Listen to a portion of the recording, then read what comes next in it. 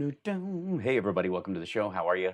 Hope your evening is going as well as can be expected. How's your sound off in the chat room over the course of this? What your plan is for the sequester that is lengthening right before us? Um, a lot of people were saying 2 weeks. I have been telling all my dear friends and associates who've been asking that there is clearly we are staring down the barrel of at least a month in most cases. And that is to get the arc of this disease headed in the way that we want it to go. There is the reality is that after this, even best case scenario, if the curve is lowered and we're able to manage this, and there will be a spike, like I said, I'm expecting, between Friday of this week and the next 10 days, this is when we will start likely to see emergency rooms overrun and those kind of things if there is no mitigating factor that slows it. But after this happens, after at best case scenario, it is managed and we start to right the ship, there will be a week to a week and a half to 2 week phase, no matter what, just getting businesses back online before they even get up to full steam and the like. So this is clearly going to affect everybody. And so I'm curious what you guys are going to do on your self-imposed lockdown. I am just going to stream here with two cats in the room. Hi guys, you good? All right.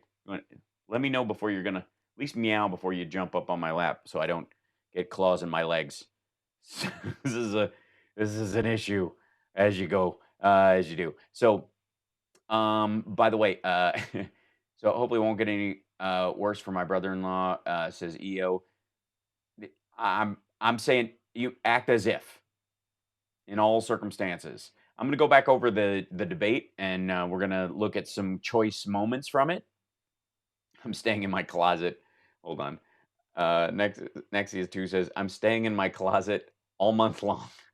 I don't know if that's a strategy or what. I know. I know. Discuss the debate. Can you discuss Trump wanting to get German vaccine for only the U.S.? Yes, I'll mention that as well. For those of you that don't know, Trump tried to, I guess, buy out using cash payments.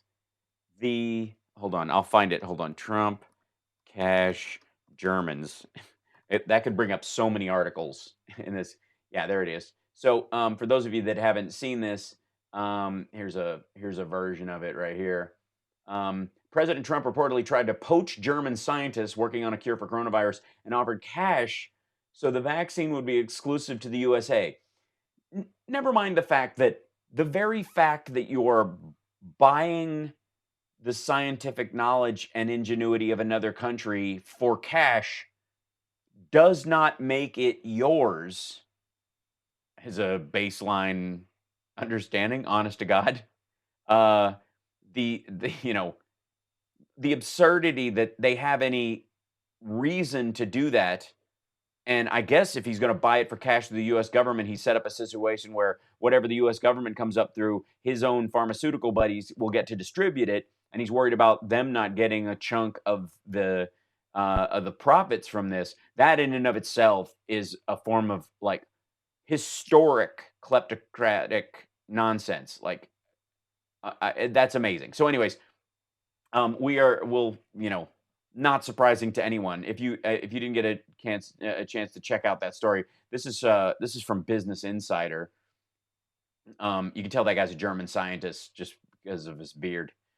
President Donald Trump reportedly tried to poach German scientists working on a cure for coronavirus so he could secure exclusive rights to a potential vaccine for the U.S. only.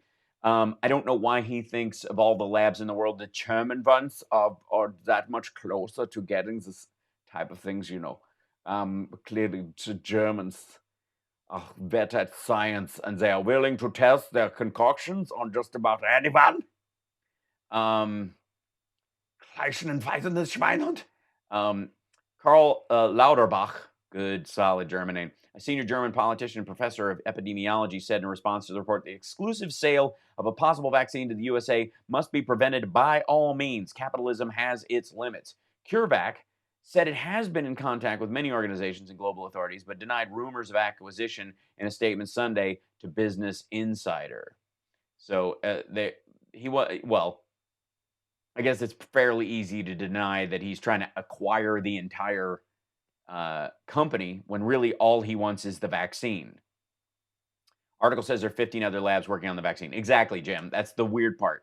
Of the 15 other labs that are working, somehow he is under the impression it's so clear that the whitest labs in the world, like I called Sweden, because they're like on the scale of white, they're like peak white, and Germans are a little like dusty, grainy. They're like my Melania likes eggshell when we're painting things. So Germans are like the eggshell white, which is good because it goes with doesn't clash with your toilet paper. So I contact the Germans because apparently they can there's a rule in Germany that you can experiment on anyone. I think is that still in effect? Stephen Miller's was I don't know. He mentioned it when he fell asleep in his chair, and it's all he was talking about in his sleep. Um, so yeah, the, we're gonna go through a couple of things. Um, the climate change conversation, the conversation about whether or not America needs a revelation. We'll go through a couple of things, but I thought the starkest thing that stuck out for me in this debate, and I'll see if you guys can spot it. Now, every politician is going to start their answer, especially when they're given a decent amount of time, with a preamble. Their first thing when you ask them a question, a specifics question, is your thematic answer, right? But eventually, you're going to want to get to your specific answer, or people are going to call you out on it.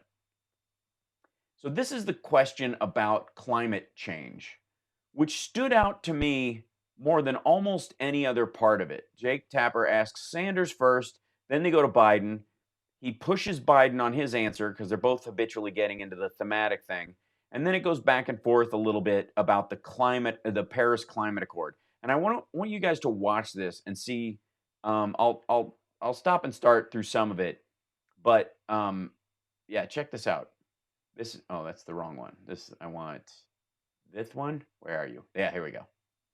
Here we go. This is calls the the climate crisis a quote health crisis and So wait, warns that climate. this The is it. The World Health Organization calls the climate crisis a quote health crisis and warns that climate change could fuel the spread of infectious diseases. Can you point to specific measures in your climate plan that address that threat? Okay, so that's the question.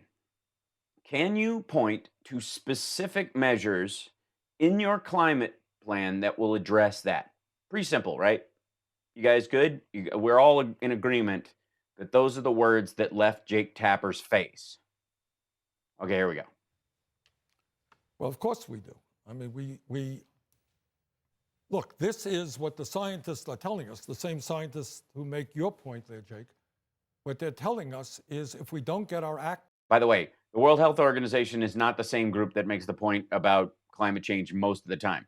The fact the World Health Organization is kind of entering into this conversation is not the same group of scientists that deals with climate change most of the time.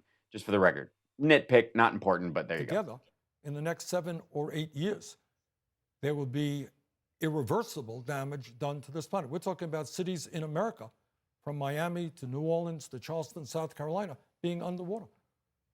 We are talking about severe droughts, which will prevent farmers in the Midwest from growing the food that we need. We're talking about extreme weather disturbances, which hit Houston, Texas, Venice, Italy, just a few months ago. We are talking about the absolute need, and I want to hear Joe's position on this. This is not a middle of the ground thing. This is not building a few more solar panels or a few more wind turbines. What this is about is transforming our energy system as quickly as we humanly can away from fossil fuel. It is okay. Again, this is the first part where we're getting into the answer part of it.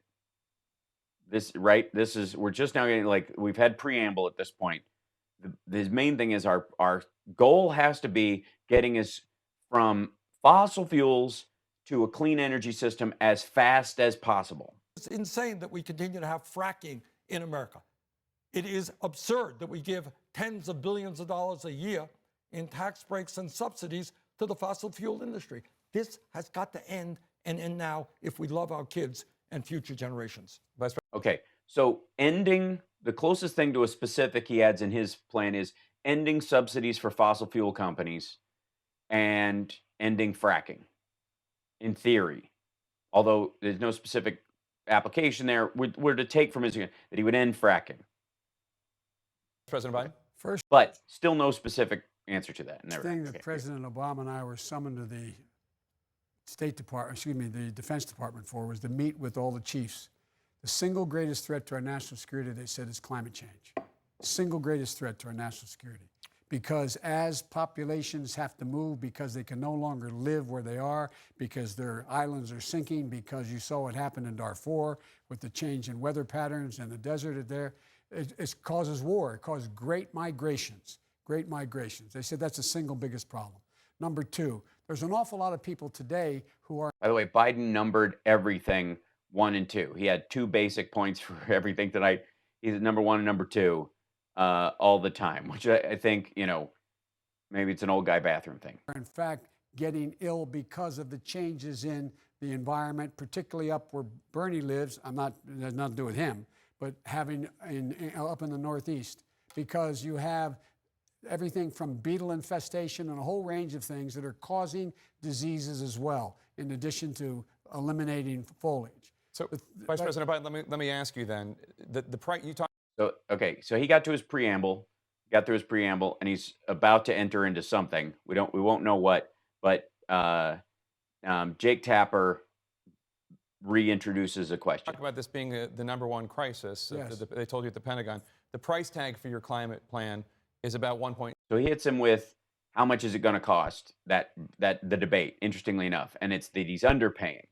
But $7 trillion. That's about $14 trillion less than Senator Sanders wants to spend on this. Is your plan ambitious enough to tackle this crisis? Yes, it is ambitious enough to tackle the crisis, because what you go to joebiden.com, I lay out the first 13 things I would do immediately upon being elected.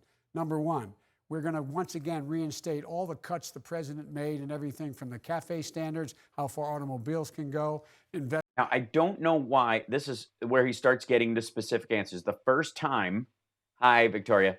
This is the first time somebody has started answering the questions, and I don't know why Bernie shakes his head on all these things, because these are things in theory that Bernie is in favor of. You know what I mean? Like, and maybe it's because he doesn't think each of these individually are enough, but the idea is what gets us from fossil fuels to clean standards quickly. And investing in light rail so that we take cars off the road, making sure we're in a position where we are now in a position that we put 500,000 charging stations in areas that, in fact. Nope. Look at that. Look, Bernie's shaking his head about charging stations.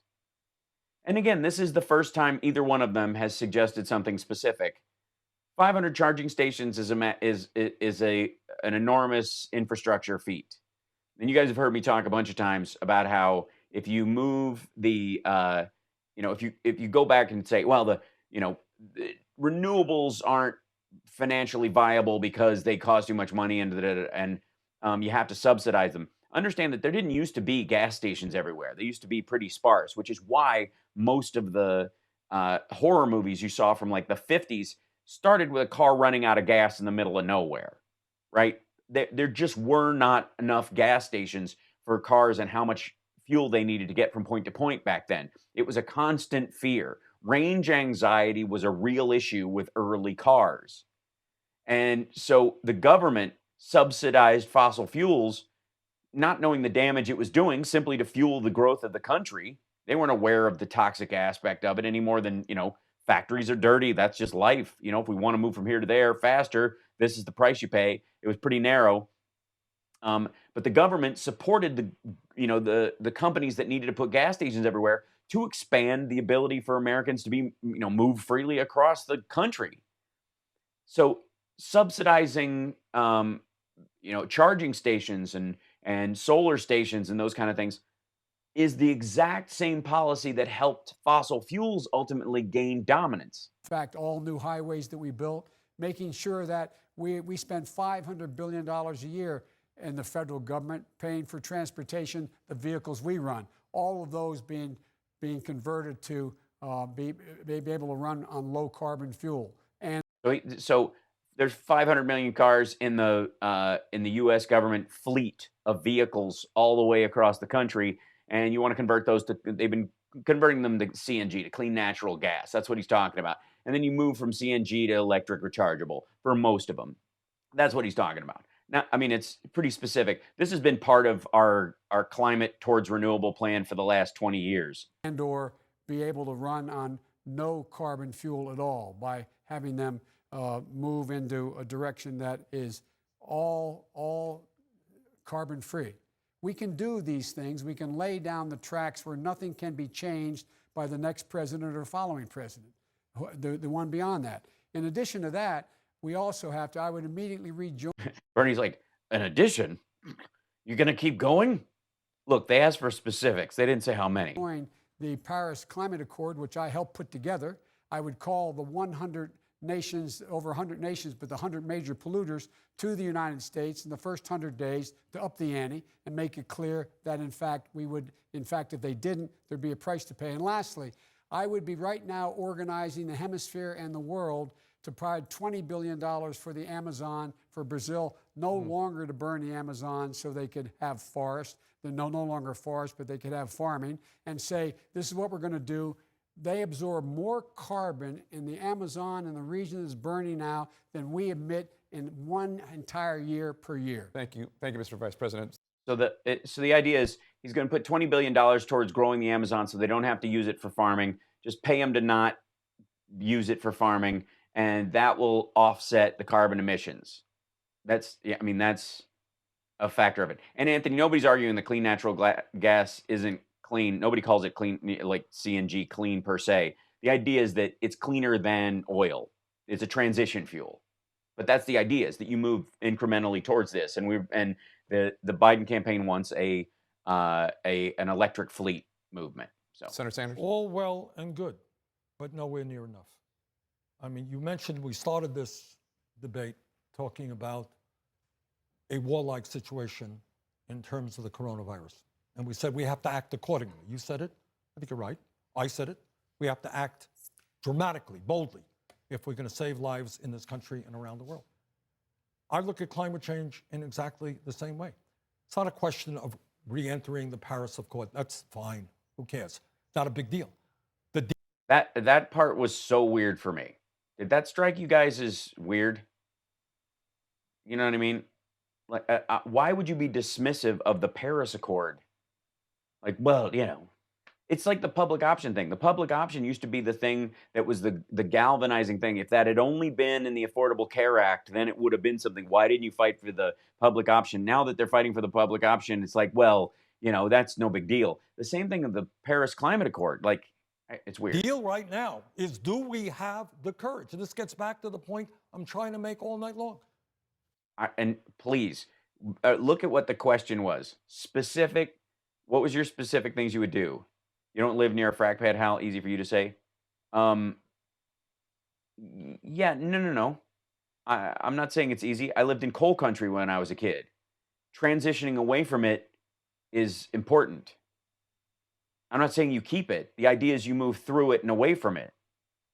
Do we take on the healthcare industry and tell them their profits are not more important than healthcare for all? Do we take on this is a climate question. The fossil fuel industry? Look, in terms of the fossil fuel industry, these guys have been lying. They've been lying for years, like the tobacco industry lied 50 years ago. Oh, we don't know if fossil fuels, if oil and carbon emissions are causing climate change. They knew. ExxonMobil knew. They lied. In fact, I think they should be held criminally accountable. But this, Jake, is an issue of enormous consequence. What Joe was saying goes nowhere near enough. It's not a question of money. Give me a minute here. We have time to talk about this. This is a world-shaking event. I understand. I just want to give him a chance to respond, and then we can come back. Let's stay on. We're staying on this issue. Number one, no more subsidies for fossil fuel industry. No more drilling on federal lands. No more drilling, including offshore. No ability for the oil industry to continue to drill, period. Ends, number one. Number two, we're in a situation as well where we are able to move rapidly to change the dynamic in terms of what we can do to set in motion. The fact that he says climate change, Paris Accord doesn't mean much. We could get everything exactly right. We're 15% of the problem. 85% of the problem is over there. We need someone who can deal internationally. We need someone who can bring the world together again. We need someone who can move in By the way, the bad lip reading on this is going to be glorious. a direction that, in fact, if Oh. you violate the commitment you make, you will pay an economic price for it, like what's happening in China. They're exporting coal, significant coal. Thank you. Okay, look, obviously the Paris Accord is useful, but it doesn't go anywhere. If you laugh at Joe, then you're missing the point. This is an existential crisis. Bingo. You talk Bingo. about, I'm talking about stopping fracking as soon as we possibly can. I'm talking about telling the fossil fuel industry that they are going to stop destroying this planet. No ifs, buts, and maybes about it. I'm talking about speaking It's ifs, ands, or buts, but okay. to China. Well, I'm not sure your proposal does that. I'm talking about speaking to China, to Russia, to countries all over the world. And in this moment, making the point that instead of spending $1.8 trillion on weapons of destruction designed to kill each other, maybe we should pool our resources and fight our common enemy, which is climate change. I know your heart is in the right place, but this requires dramatic, bold action. We've got to take on the fossil fuel industry. Your plan does not do that. My plan takes on the fossil fuel industry and it unites the world. He just got finished saying. What's he going to do? He's going to bring these countries together, make it clear to them. I'm saying we bring them together, make them live up to the commitments. If they don't live up to the commitments, they pay a financial price for it. They pay an economic price for it because we can do everything. My state is 3 feet above sea level. I don't need a lecture on what's going to happen about rising seas. I know what happens. I watched the whole Delmarva Peninsula, just like it is in South Carolina and the rest. Something I know a little bit about. I wrote the first climate change bill that was in the Congress, which PolitiFact said was a game changer. Yeah, I have to say, guys, I love the no audience thing. And I do like the fact that they could go at each other at length and go back and forth. It got a little carried away a couple of times, so they needed to rein it in, but no more so than when there were 8 people on stage. I'm the guy who came along and said with Dick Lugar that we're going to trade, we'll forgive your debt if you don't cut down your forest. I've been way ahead of this curve. This idea that all of a sudden Bernie found this out is amazing to me. Senator Sanders? Now, Bernie didn't find it out. Bernie is listening to the scientists. And what, you're talking about making countries around the world fulfill. By the way, Democrats all agree on this. It literally, they are arguing about the material way you get it accomplished. No one is arguing about the importance of this. That's the irony. And from an audience standpoint, at least the viewer at home and the Democrats that are going to vote for these guys, just like every other Democrat up there, it's kind of what Stiers was saying ultimately, was like, we all agree on the problem. We're arguing the solution. But yeah, Catherine, I agree. I think there's something to this idea of no audience. I'm going to show you something, though. Keep in mind that the lead up to the Sanders-Biden debate in this, from the Sanders media side, Majority Report, Kyle Kulinski, Michael Brooks, even TYT, was not that they're going to fight it out and he's going to call him on his record, and those things kind of happen back and forth. Because, Sanders hit Biden on the Iraq war and the bankruptcy bill, and Biden hit him on the Brady bill. That stuff's to be expected. What they came at it was that there's going to be that Biden will come out and not be able to speak. That he has Alzheimer's and dementia, #dementia, and that he'll not even be able to speak. And I think anybody can see from this debate that falls apart. And it also set him up for a situation where he could bush his way through it in some ways. Simply by not failing, he could look good. So anyways, here we go. Their commitments. Those commitments are not enough. What this moment is about, Joe, is that the scientists are telling us they underestimated the severity of the crisis. They were wrong. the problem is more severe. So all that I'm saying right here is that we are fighting for the future of this planet, for the well-being of our. We all know this. We all know this. The question is, what can you get accomplished from our side as Americans? What can we add to the fight? What can we actually make happen? Kids and future generations. You cannot continue, as I understand Joe believes, to continue fracking. Correct me if I'm wrong. What we need to do right now is bring the world together, tell the fossil fuel industry that we are going to move aggressively to wind, solar, sustainable energies, and energy efficiency. Thank you, Senator.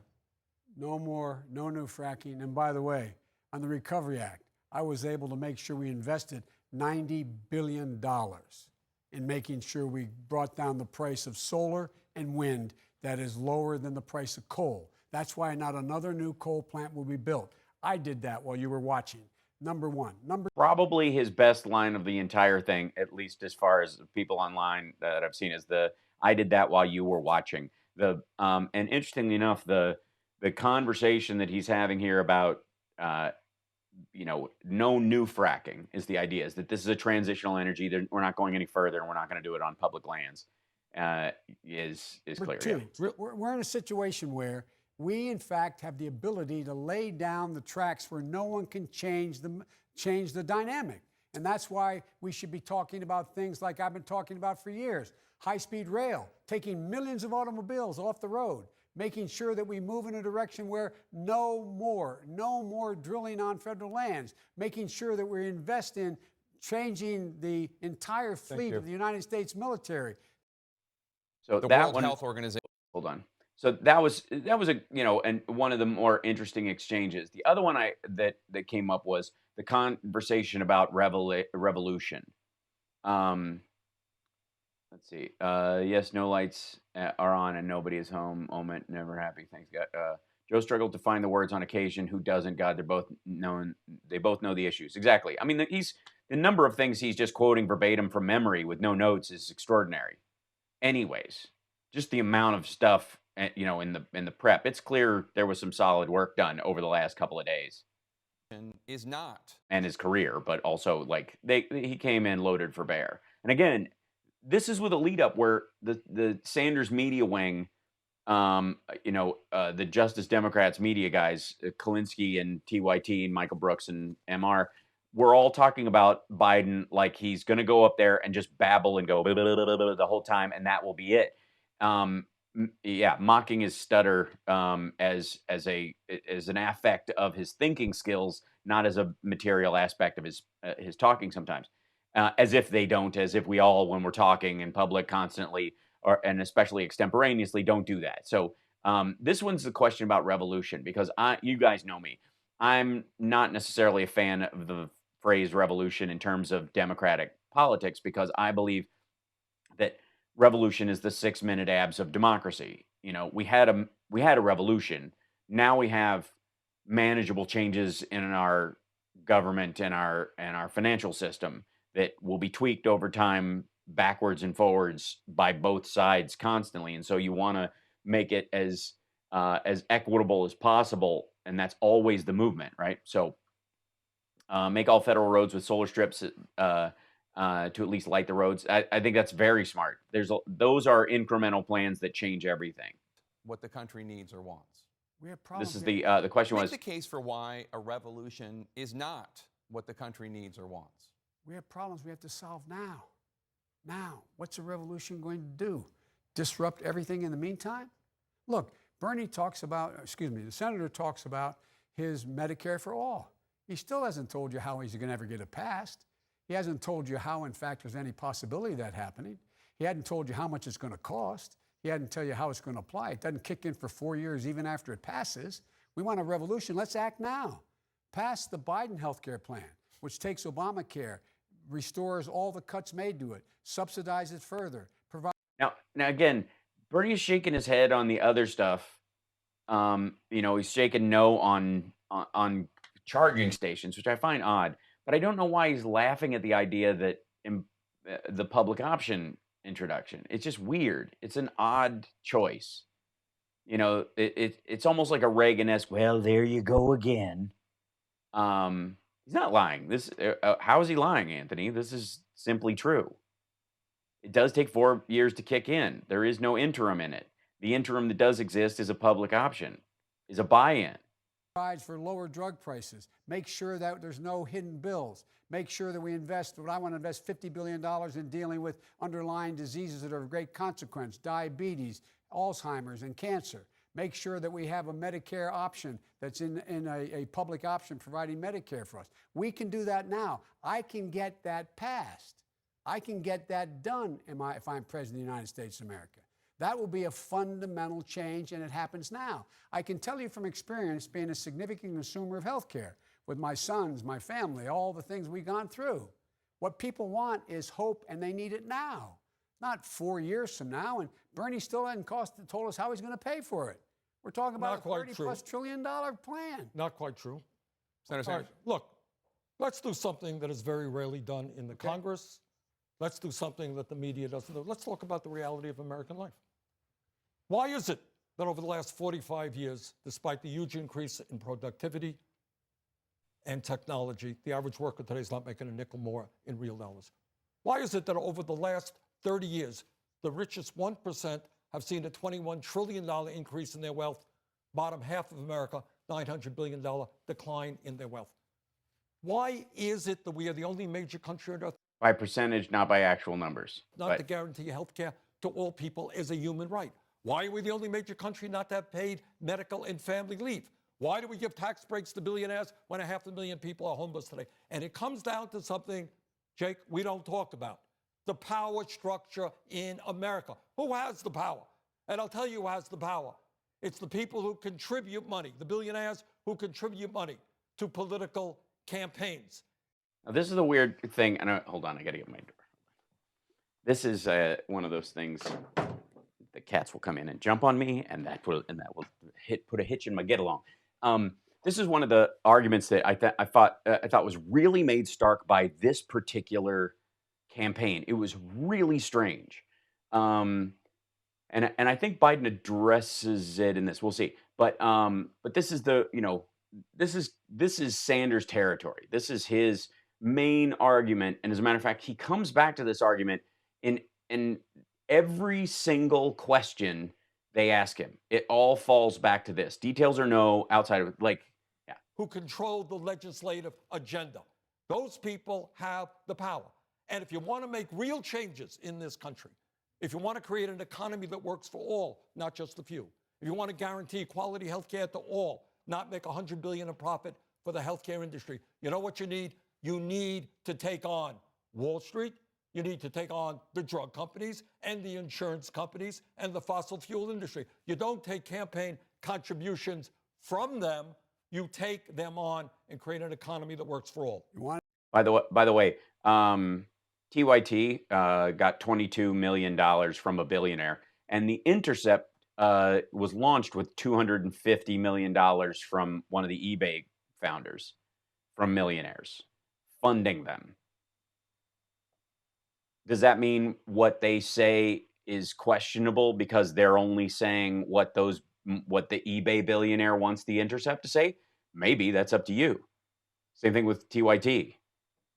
Are they only saying what that person wants them to hear, or did they get that money because somebody thought they were valuable for what they say and what they'll do, and they don't necessarily care if it goes their way every time?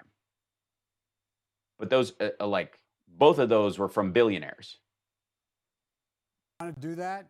Do what I proposed over 30 years ago. Federally fund all elections. No private contributions in the election process. If you want to do that, join me. Join me in my constitutional amendment that I've been proposing. Maybe you and I can work on that together, because that would fundamentally change it. And the implication is I've not accepted a contribution from anybody over $2,800, number one. My average contribution is $44. Just this month, I've raised $33 million, average contribution $51. The idea that this is... And he's rolling these numbers off the top of his head, by the way. And keep that in mind the next time when I show you the clips of people talking about his debate performance, like from 3 days ago, what he's going to be like in this debate. Bernie's implication is somehow I'm being funded by millionaires. Bernie, look, in the last Super Tuesday and before that, Bernie outspent me 2, 3, 4, 5, 6 to 1. And I still won. I didn't have any money. And I still won. Senator Sanders? It's good that you had an idea 30 years ago. I don't want to join you. Why don't you join me?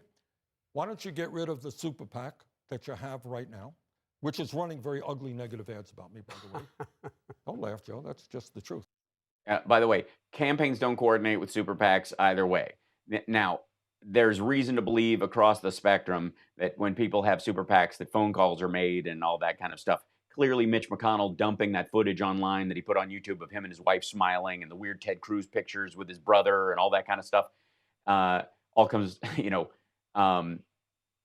that was obvious, and it was put on a unlisted YouTube channel. That was for his super PACs. Somebody whispered them the URL and said, hey, go pick this up, and you guys can download it and use it because it's public domain footage. But we won't tell anybody but you where it is. That's coordination. That was below the line coordination. Insofar the rest of it, did you fact check those numbers, Hal? Yeah, I mean, they are on his website. And that would be a really odd thing to worry about. It. Like, that's literally, like, you have to publish those numbers. But he's clearly not making them up out of his own head, Anthony. I can tell you this PAC argument from Bernie is bogus. Biden was flat broke before South Carolina. I know we had zero organization in Illinois and there was no money for yard signs. Right. Well, that's the point that Biden makes, is that he was outspent like crazy. And the joke is Biden got money out of politics by not having any. And they got 2 other super PACs running ads. I'm glad Biden liked my joke. Against us. Why don't you just say right now, go on television and say, hey, you know what? I think in the past, Joe, if I'm not mistaken, you condemned super PACs. Is that correct? You get rid of the 9 super PACs you have? I don't have 9 super. I don't have any have super 9. PACs. You want me to list them? No. Yeah, you go ahead. List Okay, them. come on. Give me a break. No, I won't give you. So the primary ones he's talking about are the nurses union, like the side nurses union, who's funding a super PAC that backs Bernie Sanders. There's like 7 of them that are workers groups, and they super PAC around him. So they fund organizations and ads, and like, it's not weird. They're just smaller super PACs, but that's what they are. They're actually statistically super PACs. It's immaterial. Both of them. The funny thing is, Biden's super PACs didn't benefit him up until he was already winning. And Sanders' super PACs didn't need to move or motivate his voters and didn't convince anybody else. They effectively both neutered super PACs in this fight by making them effectively unimportant to the outcome. Break on this one, Joe. You condemned super PACs. You got a super PAC is running negative. But here's the point. This is the point. In the richest country in the history of the world, half of our people should not be struggling to put food on the table.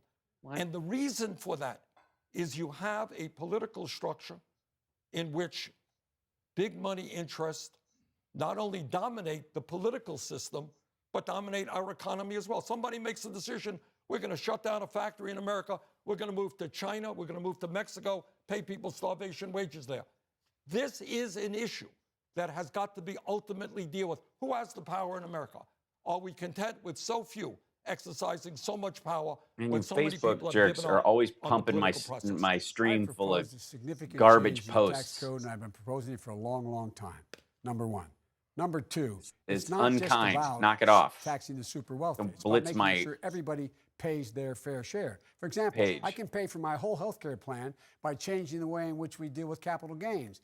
People should pay their capital gains based on what their income tax is, and not at 20%. That would raise $800 billion, pay for my entire medical health care plan, which would cover everyone. The fact of the matter is, everything I call for, I pay for. And I do not believe, and I have not supported these exorbitant tax cuts for the wealthy. I strongly oppose the tax cut that this president has put through of $1.9 trillion. And I said at the time, this was all about trying to eliminate the safety net. Look, the idea that Bernie implies, the way he says things, speaking of negative ads, My Lord, Bernie, you're running ads saying I'm opposed to Social Security that PolitiFact says is a flat lie, and that the Washington Post said is a flat lie. Oh, well, let me ask you a question, Joe. Yeah. You're right here with me. Yeah. Have you been on the floor of the Senate? You were in the Senate for a few years. Yeah. Time and time again, talking about the necessity, with pride, about cutting Social Security, cutting Medicare, cutting veterans programs. No. You never said that. No. All right. America, Everybody, go to the YouTube. website Look at right now. this. Go to the YouTube right now. Time after time, you were not a fan. PYT of isn't making laws that benefit funders. I was not a fan of They're You were not a attempting fan to. of the balanced budget They form amendment, Justice which called for Democrats. They cuts try in to get Social people Security? elected. That's their thing. Come on, Joe, you won't. Look, here's the deal. You're an honest guy. Why don't you just tell the truth here? We all make mistakes. I am telling the truth. You said that I, in fact, why am I rated 96% by the Social Security organizations? Why am I viewed as a strong All supporter? that I said. I have laid out how I will increase Social Security Well, that's good. benefits. I laid that out. I have laid out how I'm going to make Okay, let me- sure that it is in fact paid for. Jake. Go to joebiden.com, look at my exchange with Paul Ryan on his desire to try to privatize and or cut Social Security, Okay. and understand how he manipulated an No, all right. Joe, let me repeat it again. I want you just to be straight with the American people. I am saying that you have been on the floor of the Senate time and time again talking about the need to cut Social Security, Medicare, and veterans programs. Is that true or is that not true? No, it's not true. That is not true? That is not true. What is true is, in terms of the negotiations, He's talking about the that are time, taking by the way, place to deal with the deficit. let's be clear. The time he's talking about in the clip that keeps floating around, which uses the whole, like, I'm talking about cutting the whole thing. We're talking about cutting Social Security, Medicaid. No, like, they were talking about shrinking the entire federal budget by a percentaged amount, almost like the sequester with the Department of Defense. And they were trying to pass the balanced budget amendment. So they wanted all programs to shrink the same amount instead of unevenly playing favors, because they knew if they started getting into pilot programs or anybody's favoritism, it would never actually happen. So they were like, let's do this on a whole as far as our expenditure goes and try and make it salvageable so that we don't lose this. That was the argument entirely. It was not about specific cuts to Social Security, Medicare, or Medicaid. The goal was to shrink the size of the federal government's expenditures to make it solvent, because they were heading towards a ballooning deficit, which we are at now, by the way. By not actually making that happen, it's why we have $1 trillion deficit under this president and $23 trillion in debt. It's why they continued to borrow from the Social Security and Medicare Trust Fund, which would have been exempt from this, but because the budgetary expenditure would have limited what those other programs could go for, and start picking out of that. That's where we got to the Al Gore thing about, and we're going to put it in a lockbox. That's what he was talking about. They wanted to separate it with a balanced budget amendment. That's what that was about. Like, it is not the same thing as going, I want to cut Social Security, Medicare, and Medicaid. That wasn't his goal. The goal was to shrink the entirety of the budget and then protect the Social Security Trust Fund. Everything was on the table. I did not support any of those cuts in Social Security or in veterans benefits. Whoa. Everything was on the table. All right, you're right. You just said it, including, in your judgment, cuts to Social Security and veterans. In order to get the kinds of changes we need on other things related. Joe, then But we did not cut it. I know, because people like me helped stop that. But Joe, you just contradicted yourself. One minute you said I was not on the floor. The next minute you say, Next minute, you run the thing, and we're not doing this. And do you want fries or not? There's other people in line. The two of us have been standing here long enough arguing about the sandwich. This lady's getting upset. Can we both just decide what we're going to order and sit down? well, yes, there was a reason It's literally like two old guys in line in front of you at the grocery store. why I was worried about the deficit. Maybe that's good reason, maybe it's not. All that I am saying is Maybe it's a good reason, maybe it's not. Say it is or say it isn't. Because if you don't make a moral judgment on whether or not it was important to tighten the budget or not, then your castigation about voting for or against cuts that were tied to the entire budget are morally meaningless. Does that make sense to everybody? If you have to come down on the side of, we don't want to cut the budget, or we do want to cut the budget in the context of that clip, or that clip isn't contextualized and it's intentionally lacking context. you were prepared to cut and advocated for the cuts of Let's programs. just So let me- say, I did not. I never voted to cut Social Not Security. talking about voting, Joe. That's I'm not talking about voting because ultimately the whole thing died because nobody could get it done. not what I never said. voted. Well, look, I voted to protect it.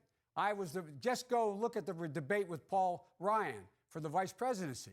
Look at what I did. And Bernie, will you acknowledge your campaign took out of context that whole exchange between Paul Ryan? Are you saying PolitiFact is wrong? Are you saying the Yeah, Washington well, Post believe is me, the wrong? Washington Post PolitiFact is wrong a whole lot of times. But You all fake news. Literally, that's where we are now, Bernie. We're at fake news. Okay. Are they wrong on that, Bernie? Okay. Are they wrong on that, Bernie? Joe, Bernie, Joe, did you miss? Joe, wait a minute. I'll answer your question. You answer mine. I answered yours. No, you didn't. All right. One more time. Were you on the floor time and time again for whatever reason? Time and time again. No, that one clip is of two angles of it are being used over and over again. Time and time again. No, he wasn't.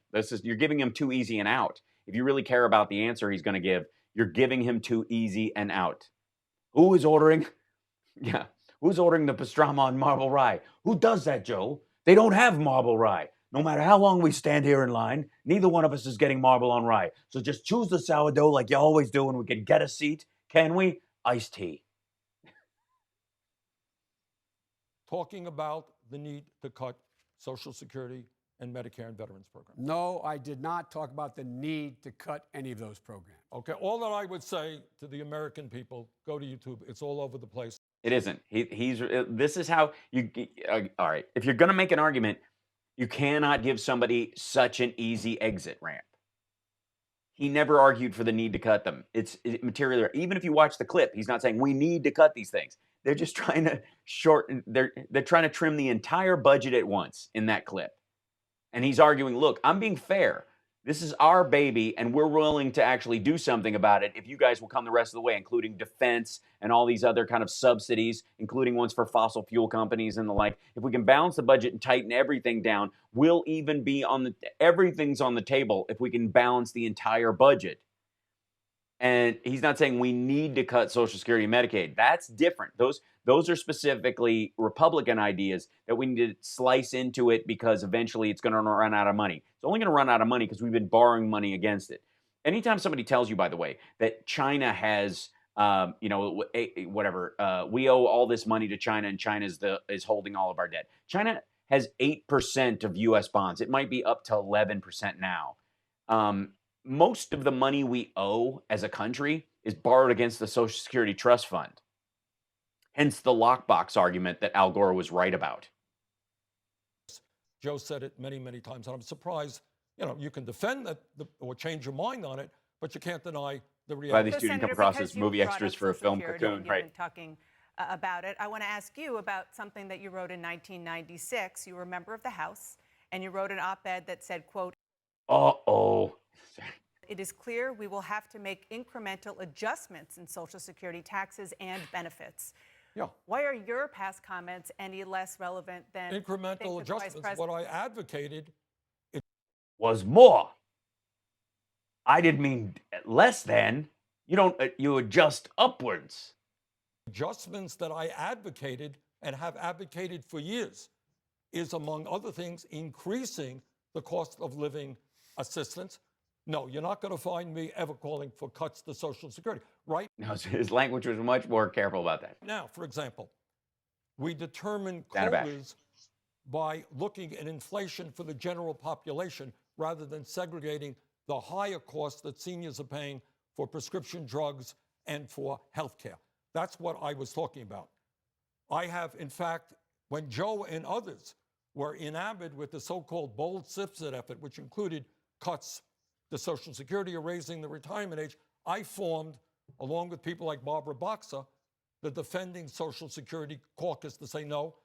When 20% of our seniors are trying to get by on $13,000 a year or more, we are not going to cut Social $13,000 or less or slightly more? Yeah. Security. So that hold on. Let me hop in here, whatever. Pause. And then yeah. So so far you guys, that was Dana Bash from CNN. She's been sitting there the whole time. Yeah, it's kind of funny. After a while, you're like, wait, oh yeah, there's moderators there. I thought we were just watching these two guys. Not having an audience there was a curious kind of thing. It was almost like a a hot mic pre-debate 2 hours. Like, you guys are going to stand here for 2 hours before we start before we load the audience in. And the mics were just hot and people just started like, you want to say what you were going to maybe think about saying during this upcoming part? China had them come get it. They won't pass the salt at the table, let alone pay China. So let's see if I can find one more. Yeah, so they did a bunch of stuff on coronavirus. I want to show you the beginning of this one, and then I want to play something for you, which I thought was like an overshoot by the Sanders supporting left guys like Sam and everybody else, which I'll have loaded up in a second. About what it's going to be like when they actually have the debate from a couple of days ago, the expectation that was set up of Biden going into this debate. So here you go. What do you say to the American people who are confronting this new This reality? was tonight. First of all, my heart goes out to those who have already lost someone or those who are suffering from the virus. This is bigger than any one of us. This calls for a national rallying to everybody move together. And, I laid out in detail what I would do if were I president today. You can go to joebiden.com, and I laid it out in significant detail. But there are three pieces of this. First of all, I have to take care of those who, in fact, are exposed or likely to be exposed to the virus. And that means we have to do testing. We have to get the testing kits up and ready. I would have the World Health Organization. I'd take advantage of the test kits they have available to us, even though the president says 1 million or more are coming. Let's just get all the tests we can done as quickly as we can. Secondly, I would make sure that every state in the union had at least 10 places where they had drive-through testing arrangements. I would also, at this point, deal with the need to begin to plan for the need for additional hospital beds. We have that capacity in the Department of Defense as well as with the FEMA, and they can set up 100-bed, 500-bed hospitals in tents quickly. We have to lay all that out, but we have to deal with the economic fallout quickly, and that means making sure the people who, in fact, lose their job, don't get a paycheck, can't pay their mortgage, are able to pay it and pay them now. And do it now. Small businesses be able to borrow interest-free loans. I see my time is up here. You're going to hold us tightly, I assume. But that's what I would do. Go to joebiden.com. It lays out precisely what I would do were I president today. Senator Sanders. Pretty standard, right? That was pretty tight. You can agree. You can, very like he had his whole speech about this a couple days ago. But this is, he's definitely gone through it a bunch with his team. They've gone over it a bunch of times. And this is without teleprompters and without notes. The initial speech was with teleprompters. Now, think about that for a second, and understand that before this all started last week, this was the conversation on Majority Report and some of the other sites about, these were the jokes being made about Joe Biden. Is a big problem. Mm-hmm. I mean, I see reasons to be hopeful and reasons to be bummed in terms of the disparity between the exit polls on people's This policy is where preferences they were talking in the early part and about who they voted for. It wasn't that Bernie's losing, it's voter shenanigans. Because what that The DNC is changing votes. tells us is people want these things, but they don't believe that they're possible through our electoral system, at least not right now, and possibly not ever. And that was also, okay, what she was talking about right there in that one, because they mentioned that stuff earlier. What she's talking about right there is the idea that 53% are for Medicare for all, but they think Biden's more electable. What they keep forgetting to point out is that 68% of people like the public option.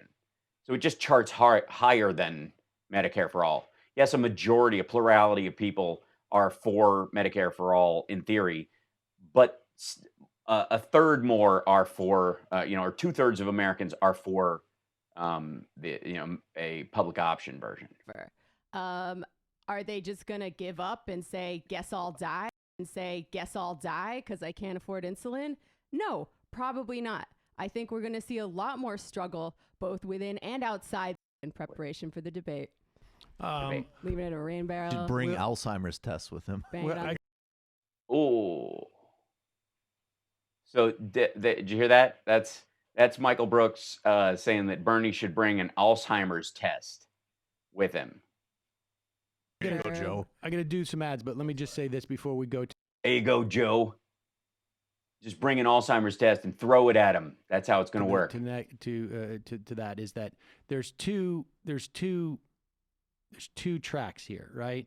One is how do you salvage or how do you make the most out of the potential possibility that exists electorally? In other words, like Joe Biden shows up and starts talking gobbledygook.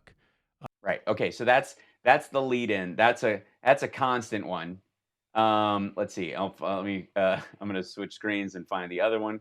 I had so many clips. Yeah. Here's this is Kyle Kalinske. This is the thing he's been running. He and Cenk were trying to get hashtag dementia hashtag dementia to trend around Biden. Working. So, for the love of God, keep sharing the segments of Biden's cognitive decline. Keep sharing, the video we just did on what a debate would be like between Biden and Trump. Share that. Let them know this guy is a weak candidate. We have no choice but Bernie. So the DNC is already working overtime to help Joe Biden and hurt Bernie moving forward. So By the way, their big sales point on this was, wait, this is understand. We just watched what the debate was. 2 hours, both of them standing, not a problem. Both of them had no problem standing for 2 hours. It wasn't even an issue. They had a totally reasonable conversation between the two of these. Here are the crux of the rule changes. This is what they think is going on. This was the lead up to the debate this weekend. Here they are.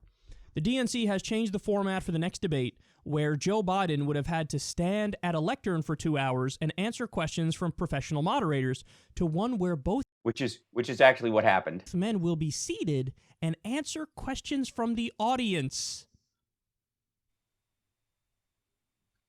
Yeah, that didn't happen. The other thing, they changed the rules to exclude Tulsi.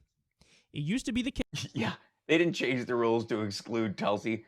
In a fight for 1991 votes, if you have 3 and you're not getting any more, you're not going to be in the debate. It's absurd. It's a waste of time. It's so weird that's the hammering point. So anyways, this was the lead up that Joe Biden is so tired and so incapable. He can't stand and he won't be able to speak, and he's fading, and it's probably dementia, and he'll never be able to deal with 2 hours toe to toe. I think I'll see if I can find it for a later stream. But like the Young Turks were going on this whole now it's mano a mano.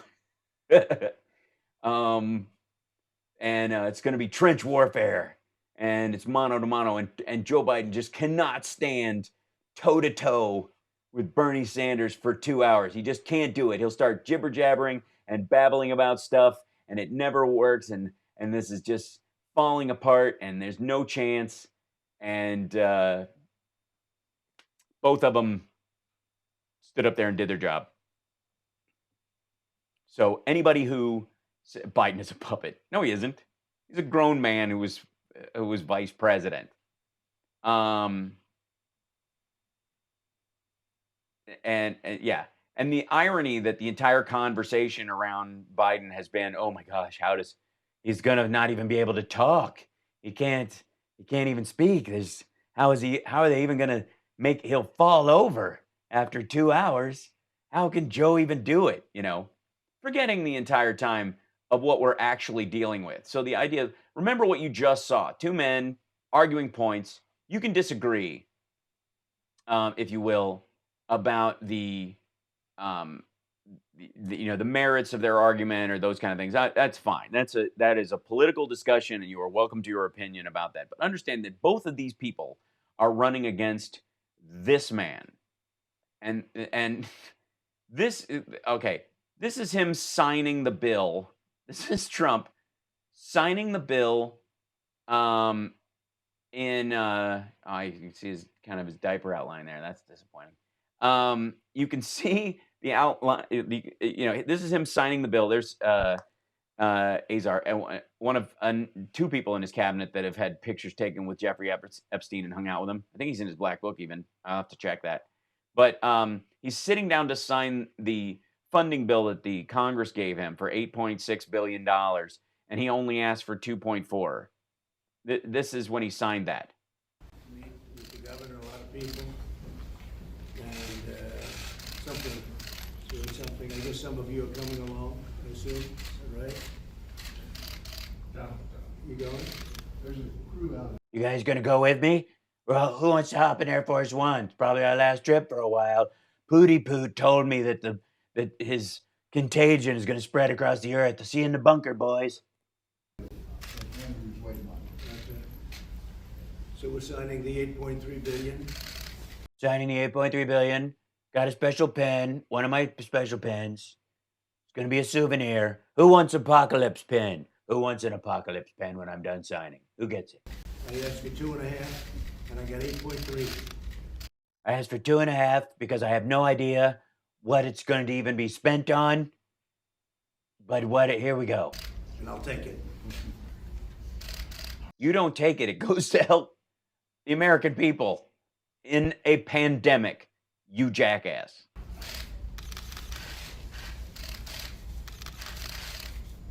I can write my name. I can spell it. Capital letters, lowercase. Capital letters and lowercase. Boop, boopy doop. Okay. This. So here we are. 8.3 Here it is. billion. Get a picture. I made a big boom boom. Looky there. It's an unforeseen problem. What a problem. I'm signing the Unforeseen Problem Act of 2020. Came out of nowhere. Come out of nowhere. The Cinderella story.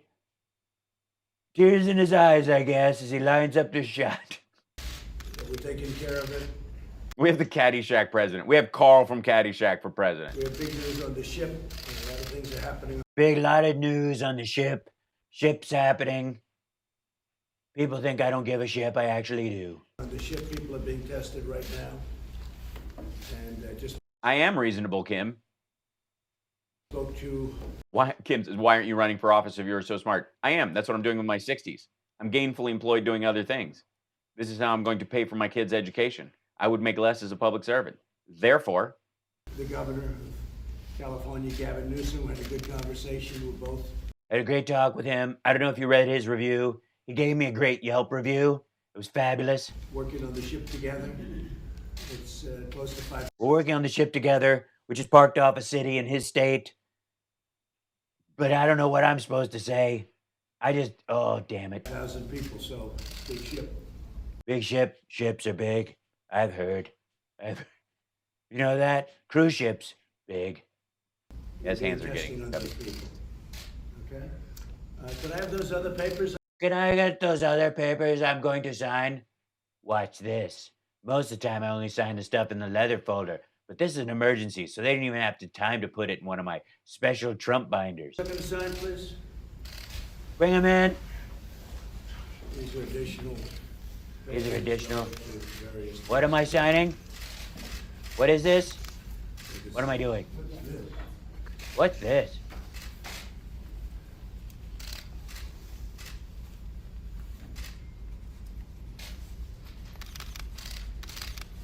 It's like he's.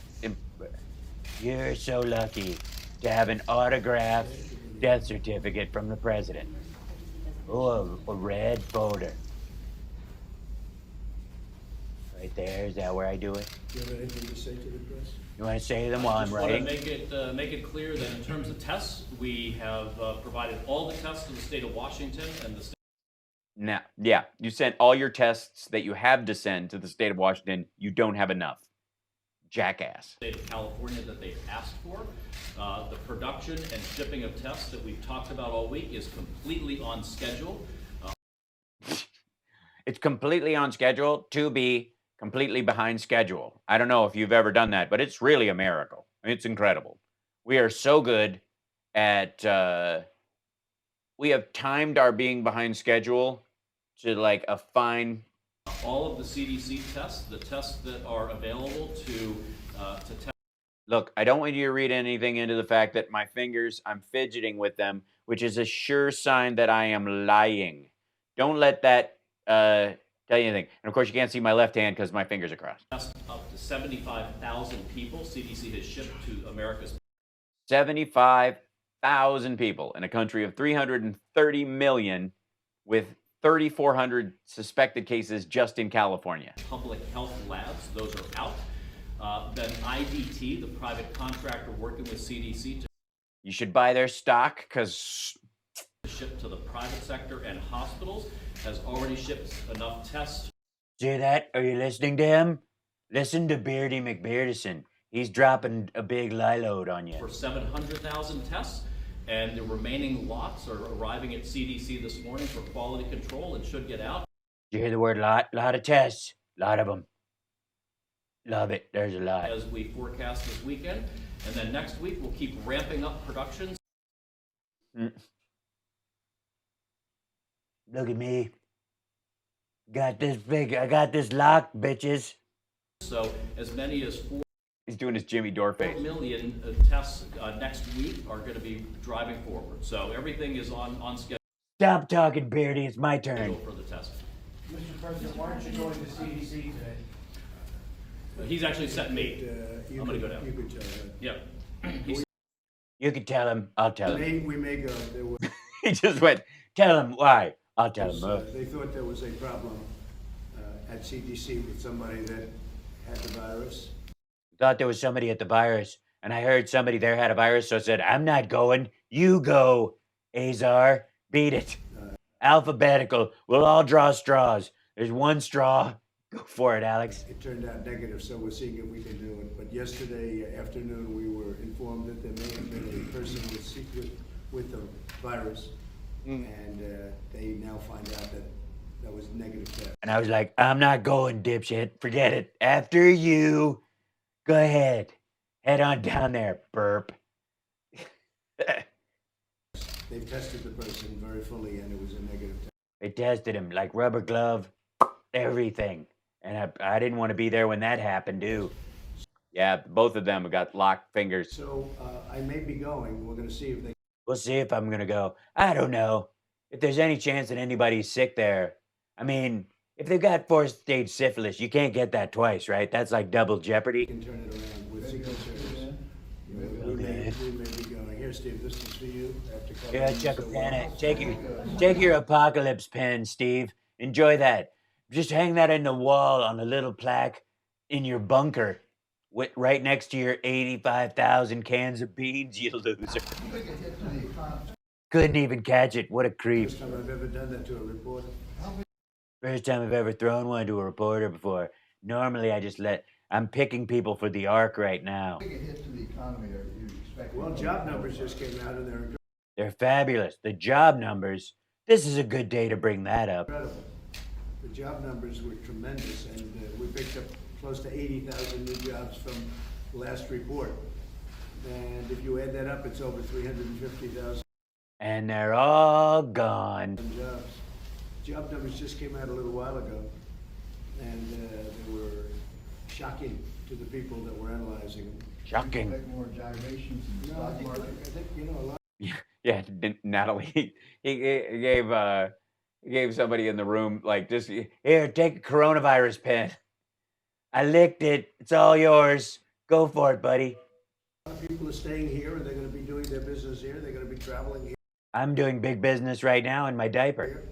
and they'll be going to resorts here, and we have a great place. It's where.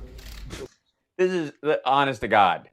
This fallback is probably the goofiest part of this whole thing. Like, The great thing about people not being able to travel anywhere is that they won't be able to travel, but they'll be not traveling at home to places they can travel. That's what I've always wanted. Don't go overseas to Shanghai Disneyland and Paris Disneyland when you can stay here and not go to Disneyland. So foreign people come, but we're going to have Americans staying home instead of going and spending their money in other countries, and maybe that's one of the reasons the job numbers are so good. We've had a lot of travel inside the USA. Do you think That's why this is what I call the epidemic bump. Most people don't study, and the kind of level of economic theory that I wrote, because I mastered that in at one summer at Mar-a-Lago when we were hiding from creditors as my New Jersey golf course was about to be repossessed, and I got my PhD basically. The administration needs to take more action to diminish the risk of recession. Well, all we can do is do what we do. I mean, we're getting a lot of business from people staying. In other words, We're getting a lot of, we don't need to really infuse any money in. We're going to make so much money because people can't fly or travel or buy and sell things from places that you would travel to. So, cha-ching. which I've always liked anyway. You've known that. So Totally. I've got stock in hand sanitizer and toilet paper. Like, I got toilet paper out the ass. You've seen me walk up a flight of stairs to a plane. long time. But people are staying here and spending their money here They're spending all this money that they're going to have not having jobs for a month and a as half. opposed to going to Europe and other places. Now that'll change when this goes away, and hopefully that'll be sooner rather than later. But people were, I would say virtually everybody, you saw the job numbers, I guess, people were shocked because you had People are amazed that the job numbers were what they are. The amount of garbage I've been throwing into the economy and still it manages to chug along. another 80 or whatever it is, a lot of numbers from last month where they upgraded. So the We got an upgrade. There was an update, like it was gray bar land for like a week. job numbers were at a level that nobody thought possible. They were really incredible. No stimulus needed. I don't know. I mean, we're going to see whether or not the Fed wants to stimulate.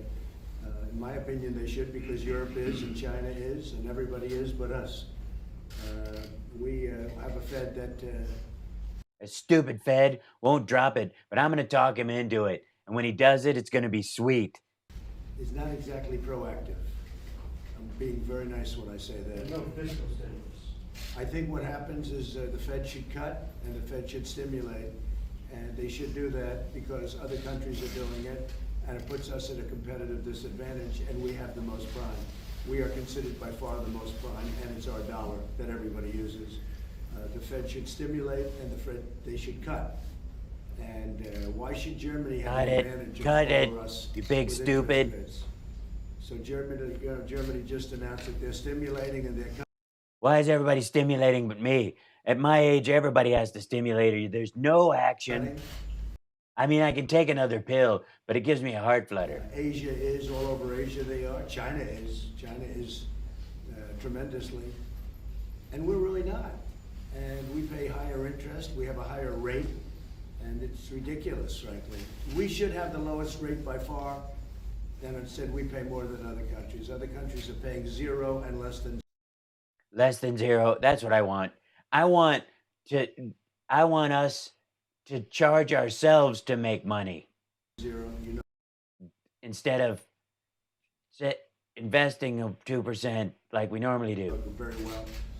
And we're paying interest, which is a very conservative approach, but it's not a good approach because we're also competing against other countries, whether we like it or not. Even our Competing against these countries. Now, I mean, they're 1/16 the size of our country, and half of them don't have the economy of California. But honestly, friends. we should have the same economic policy as other countries whose currency is lower value than ours. Wait a minute. Competing against. Mr. President, so in Afghanistan, are you afraid that once US pulls out, that the I don't know if you noticed, but jobs numbers, Afghanistan is not my problem anymore. Taliban will basically just overrun the Well, no, Afghan government? eventually countries have to take care of themselves. We can't be there for the next another 20 years. We've been there for 20 years, and we've been protecting the country, but we can't be there for the next. Eventually, they're going to have to protect themselves. It should have been done a long time ago. But you can only hold somebody's hand for so long. We have to Not my problem. Somebody else's problem. If they die, they die. I love Drago. He basically looks like me, only shorter. running our country too. So you understand that? Sure. Do you think African government will be? You understand that. Other people like you, people you know and respect, other people have said this. You know, lots of people say this. Not just, you know, they'll tell me you're doing a great job. Capable in the long term of defending I'll let you know later. You know, we'll have to see what happens. I hope they are. Yeah, Azar's just standing there. Could someone get me out of here? Is there some sort of like hook? But I don't know. I can't answer that question. Mr. President, any concern that the coronavirus is... It's not supposed to happen that way, but it possibly will. Any concern that the virus is more widespread than originally thought because of the lack of testing? Is that any reason why you're not going to... Oh, it's not a question he wanted to hear. It's making the bags under his eyes start to twitch. Don't ask him about that. It's gonna make him all mad. Here he comes. Don't ask him. Atlanta today? No. No. There's not more disease. The only disease that exists is what we get a positive test on. And even those, I don't trust those numbers. That's fake news. But if we don't test, it's not there. It's just like AIDS. They had one person who was potentially infected. And speaking of that, I'd like to go, so you guys are trying to work that out. I was going to Tennessee first, in any event, and then I was stopping in Atlanta, then going down to Florida for meetings. I think that they're trying to work it out that I do go. No, I hadn't heard that. I heard one person.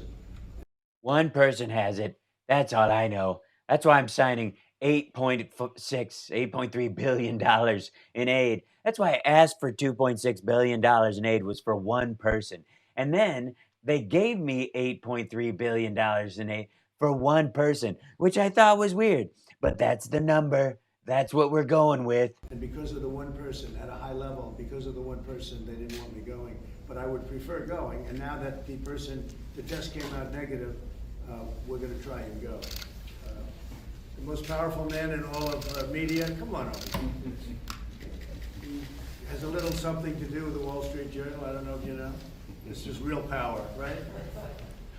You used to do what they did, right? And he did it so well that he's the boss at News Corp. Of course, Rupert has something to say with that, I guess, right? Isn't that wonderful? It's good to have you. It's good to have you. They treat me very nicely, the media, right? Isn't that nice? It's good when you're around.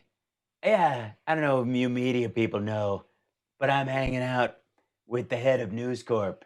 We're having lunch, and then we're going to the CDC. And then, interestingly enough, considering when I'm signing this and what I'm saying, Fox for the next 5 days will run stories about how this is no big deal, and it's not Trump's fault, and it's a Democrat hoax, and everyone should go out and spit on as many doorknobs as possible. The Wall Street Journal with this.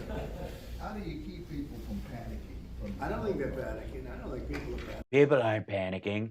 I don't see anybody panicking.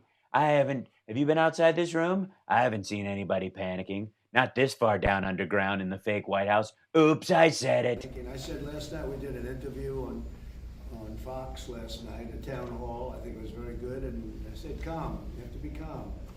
Everybody just calm down. It's gonna be fine. No big deal. It's like 11 dead. It's how many?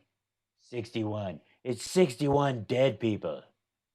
I do that in school shootings twice a year. It'll go away. We do have a situation where we have this massive ship with 5,000 people and we have to make a decision. You know, that's a big decision.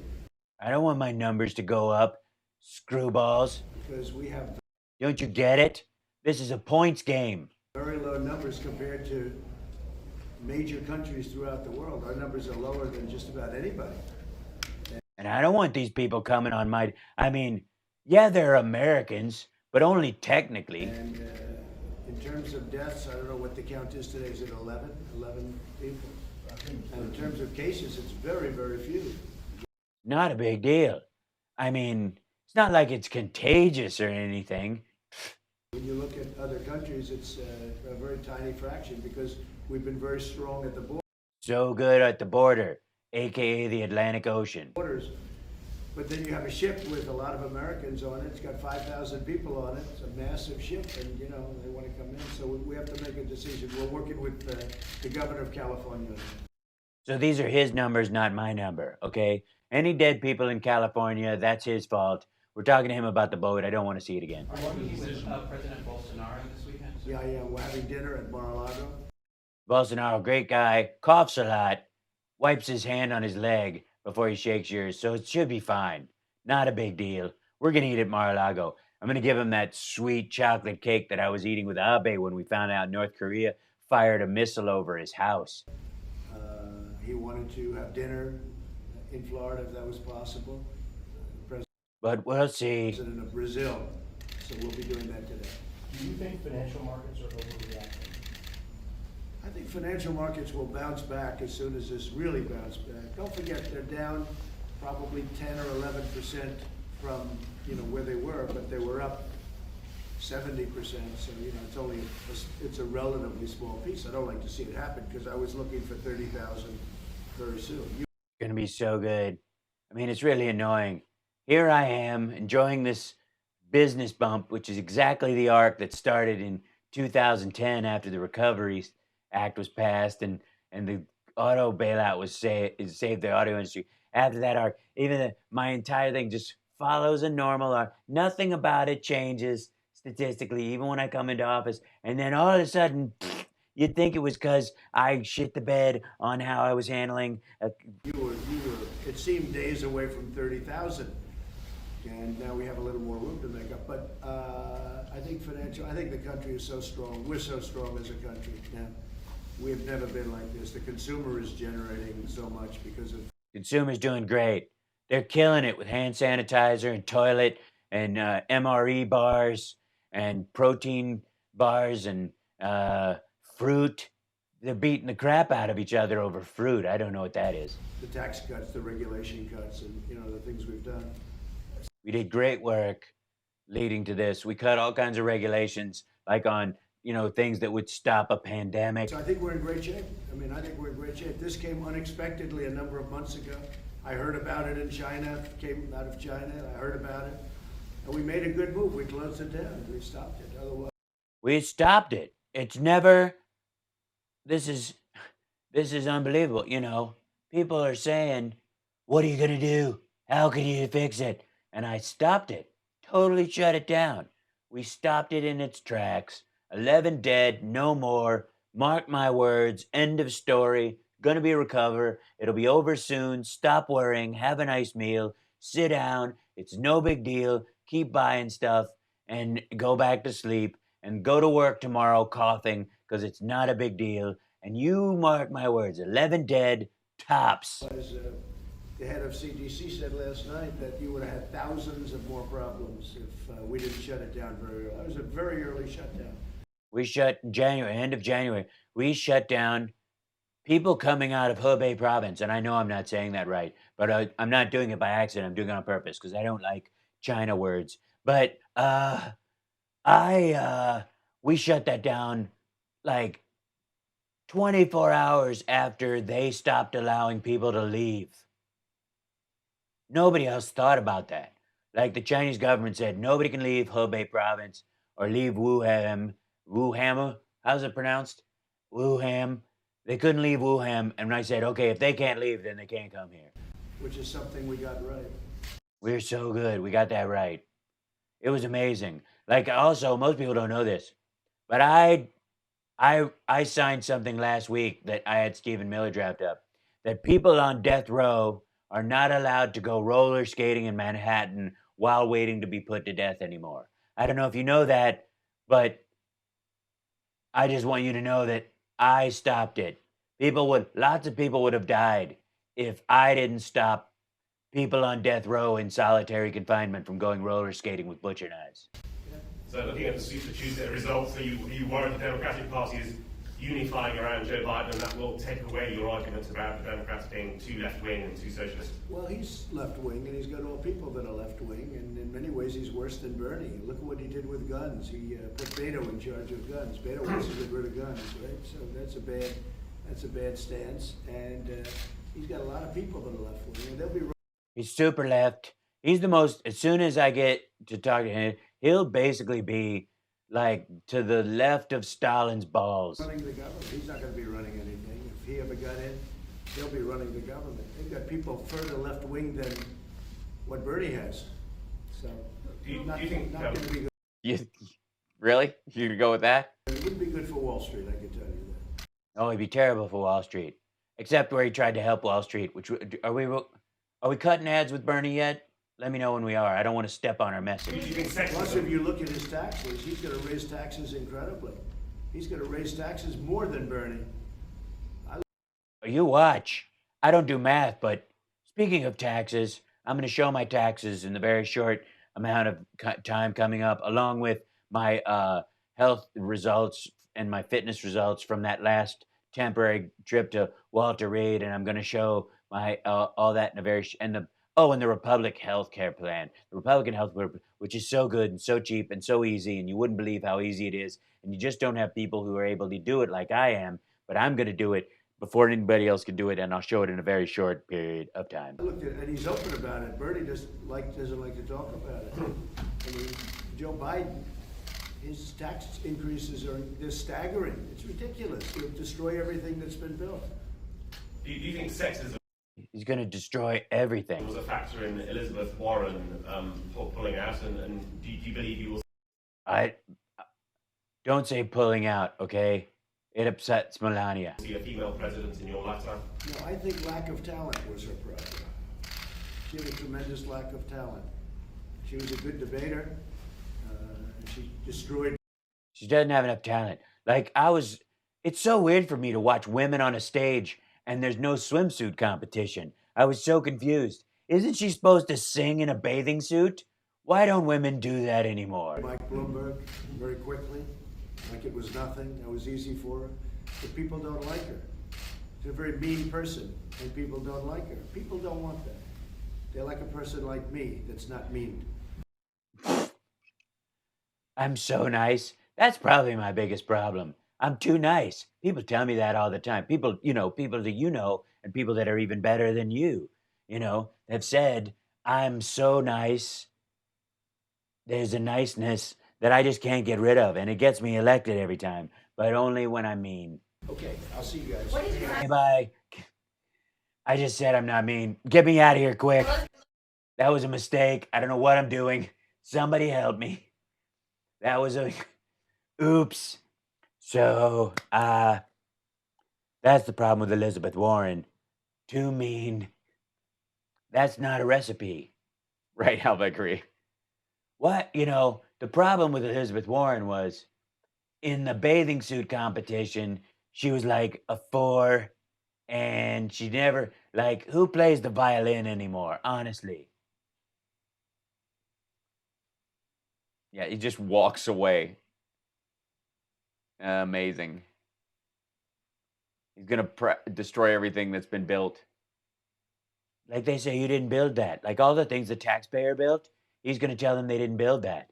And then he's going to not recognize that business built all the things that taxpayers built,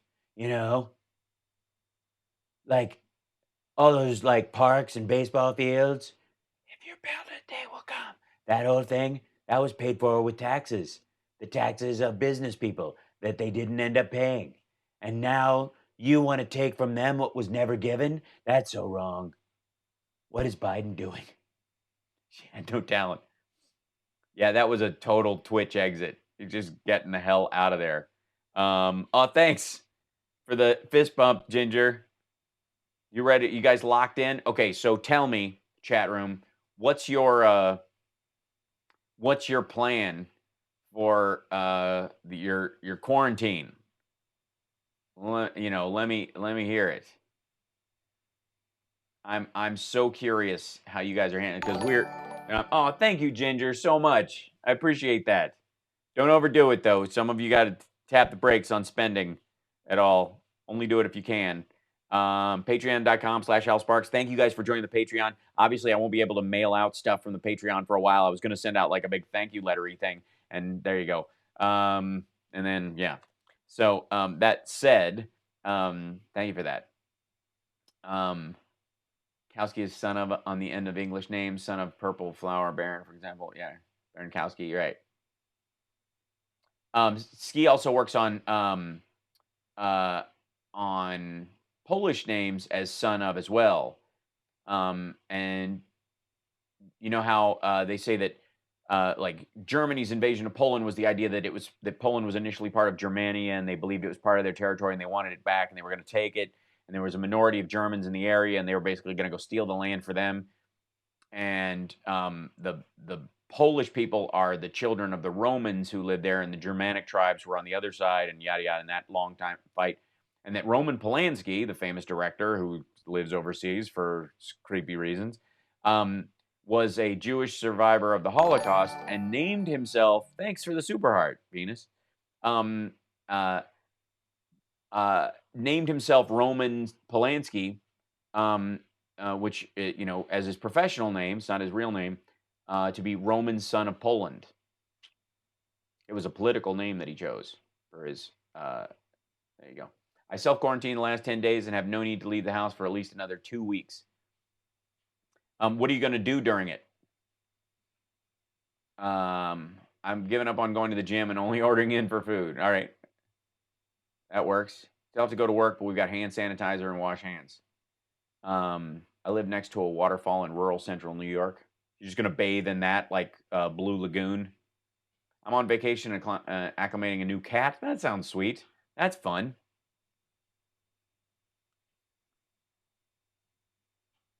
And I usually have a decent stock of supplies normally. Campbell soup, sure. Watch all your films. Oh, that's sweet. I'll watch Highlander, the series, and just stare out the window. Whoops. Okay. Maybe just Dude, Where's My Car 50 times. That'll work. That's for you, Kip. Lots of reading and research. Yeah, I'm doing a lot of study myself. I have a master class, and I'm shooting a sketch based on it. I'm not going to mention it because I'm during my sequester. That's going to be part of it. So that's pretty great. World Health Organization. That's the corona. Thank you so much, MJ. I appreciate that. Thank you for the super chat. That's great. Let's see if anybody jumps in here with us and joins us in this process. Yes, Sultan. Well, all right, Benaloco. Sounds like a hobby. We're Italian. We hoard. We're good, right? Sounds like a plan. Zelensky seems like a lifetime ago. I guess why he delayed trying to prevent virus from entering the country. Yeah. Let's see. Big monster fight coming out in Monster Hunter soon. That's cool. Hanging with my middle schooler who starts remote schooling tomorrow. Yeah, that's going to be a shift in stuff. Crazy.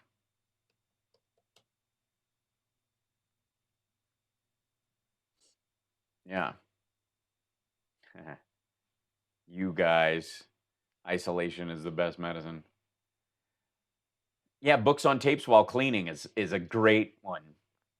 Yeah. I'm looking forward to luckily I'm stuck at home largely with my girl and her kid who's going back and forth to his dad's, but he's been at his dad's through this process, so we should be all right as far as yeah. Go buy hopefully some bread flour and yeast and make some bread in my machine. That's a great idea. That's cool. Oh, the I Love This? Yeah, those are on are the I Love This shows on YouTube? Is that where you watch them? Yeah. Thank you, Jill Carter. That's very sweet. Appreciate you guys. Thanks for the super chats, you guys. It means a lot. I'm going to be on here, super chat, Patreon or no, for foreseeable future, streaming every single day to try and cheer you guys up and bring you information and keep you abreast of this kind of stuff as it goes forward. Hopefully, make your sequester a little bit more palatable and enjoyable and silly in the fight of this. If at any time I don't seem to be taking the political nature of this stuff or the seriousness of it, um, you know, if I don't seem to be taking it seriously enough, or if I'm making too much light of it, understand that is the entirety of the point. How I present this problem will have zero impact on the actuality of it. But what I can do is get, you guys to brighten up and laugh a little bit daily about this stuff. And that's what I'm going to attempt to do, even if it seems like I get a little gallows humor with this kind of part of it, because I feel like it is necessary for our mental health. So, and I was going to game earlier, but Xbox Live went down. Did you guys see that? Yeah, that's harsh. Hell makes being home alone less like being alone. Thanks, Al. Well, big hug, you guys. There's my hug through the. Aw, there's a hug for you through the TV. I look forward to hugging you guys at live events again soon. I feel like we'll be on the other side of this in about 3 weeks. It's going to be a tough one, but we will. Here's what I would suggest too: set a strategy in place for yourself going forward. Make a little to-do list of like something I'm going to do. 3 things a day while you're doing it. And if you get behind on them, don't kick yourself. Just pick it up the next day or try to get at it. But you're going to have more free time and it's going to be a little stir crazy and weird. Also, go outside, even if you don't go somewhere. Go out and get some fresh air and get some sunlight. It's super important because you'll get interior seasonal affective disorder if you're not careful. Thank you, Venus. That's awesome. Hi, Twitch people, by the way. Good to see you guys. Thank you, William O'Connor. Is that you're making an installment? I appreciate that. Internet usage is soaring, and Comcast and Verizon are getting a rush of new customers. Broadcasting has suffered, although a lot of people are watching news like crazy. Yeah, I will. This is my goal: is to spread love, not fear, but also to remind ourselves of the lightness of our humanity. This is why joking about anything has value, because you take some of the the heat and weight out of it. It's super important. Should I be grateful for Dumpy for bringing you into my life? I don't know who Dumpy is, but yes. Why is this not? I don't know why this. I scratched myself earlier. I was doing insanity at home downstairs because I couldn't go to the gym. So I busted out insanity. I might have to live stream me doing it for everyone's benefit. That'll be fun. See me like sweat the bejesus out of me. Yeah, vitamin D is very important during this process. I've heard from a couple of virologists that for whatever reason it is beneficial around this. Also, your microbiome is really important. If you have prebiotics or probiotics, yogurt, those kind of things, however you get those in, that will help immensely as well. Drinking water regularly, as if you get particulates in your mouth, if you drink water regularly, instead of them sitting in your mouth and finding a hole in your mouth to grow in, you'll wash them down in your gut, and the acid in your stomach will kill them. If it really hits the fan, does Donnie pull the internet? I very seriously doubt it. I do not see him doing that. I really don't. Like, that would be their last line. Thankfully, the sun is finally poked out in Vegas to get your D. Absolutely. It's much easier to tolerate. Can't stop lying. Yeah. Absolutely, Bob and Gigi. I know you guys are stuck at home. I just feel like hopping on here and being silly with you would be, just brings a little value, I hope. So I appreciate you guys joining me. We got 104 people in here. Give us a thumbs up and a like, by the way. Share the show, that kind of stuff. Maybe if people can't watch it live, they can watch it later or tomorrow, any of that stuff. It should be, a way we can all kind of deal with this craziness. My yogurt's right here. I had coleslaw and vinegar earlier. Yeah, I had a sardine sandwich for dinner. I'm I'm eating our provisions. I'm eating all the stuff nobody wants first, so that I'm leaving the stuff that everybody wants for if we're running low, so we don't end up where everybody else has to eat a bunch of sardines. And I like them, so they're really mine. But I get them first. Thank you, GoLux. Thanks for hosting me. I appreciate that. It's cold in Reno, as we're expecting. Oh, that can be kind of pleasant. By the way, I want to share somebody with you, guys. Let me see if I can find. Is this his latest? Let's see. Sunday, March 15th. Yes, this is it. So there's a guy named Dr. John Campbell. And I don't know if you guys have seen his stuff. He's got a channel. He's been doing updates on this throughout. He is I think he's a virologist. And Dr. John Campbell. And he's been kind of tracking this since the very beginning. I'll show you what he looks like. Some of you may have seen it, but he goes through this stuff. Thanks for coming back again. This is the second part of the news items I wanted to talk about today for Sunday, the 15th of March. And I like his voice because it's very calming, there's something about it. It's like Bob's your uncle, yeah. Now, we just mentioned that Poland and Latvia, who have relatively small number of cases, have closed their borders, which is good because remember these trustworthy sayings. He's great. So this looks like fairly proactive initiatives from these countries. I love that he's printed these out. He's like everybody's, he's like a relative you found on 23andMe that just happens to be perfect for your needs in an epidemic. That will help us to flatten the curve. So these are good and encouraging points. Now, moving on to other things. Now, I had a long chat with a friend in the Philippines, in Manila today. So I got this news directly from her. I think most of it's substantiated. But he's been talking to doctors all over the world who are dealing with this, so they're keeping him up to date. Yeah, he's very high tech. Other news outlets, but it's always good to get news directly from personal contacts as well. Now, I did check on the website. Philippines has 111 confirmed cases, 11 deaths. Now, the Philippines, we looked at the amount of doctors per country, so the Philippines is kind of in between. Remember, Ethiopia only had one doctor for 10,000 of the population. So the Philippines isn't brilliant, but it's slightly better than some of these African countries. Mm-hmm. Now, they've only got one active lab in the country where they're doing testing. So testing is a real bottleneck at the moment in the Philippines. I just love this dude. So he goes through, in case you want to check him out, he breaks down like all the stuff that people are trying to do it. Like here, he's talking about Romania, in so many countries of the world, and how many ventilators they have, what their reaction is like. This is contact in Romania.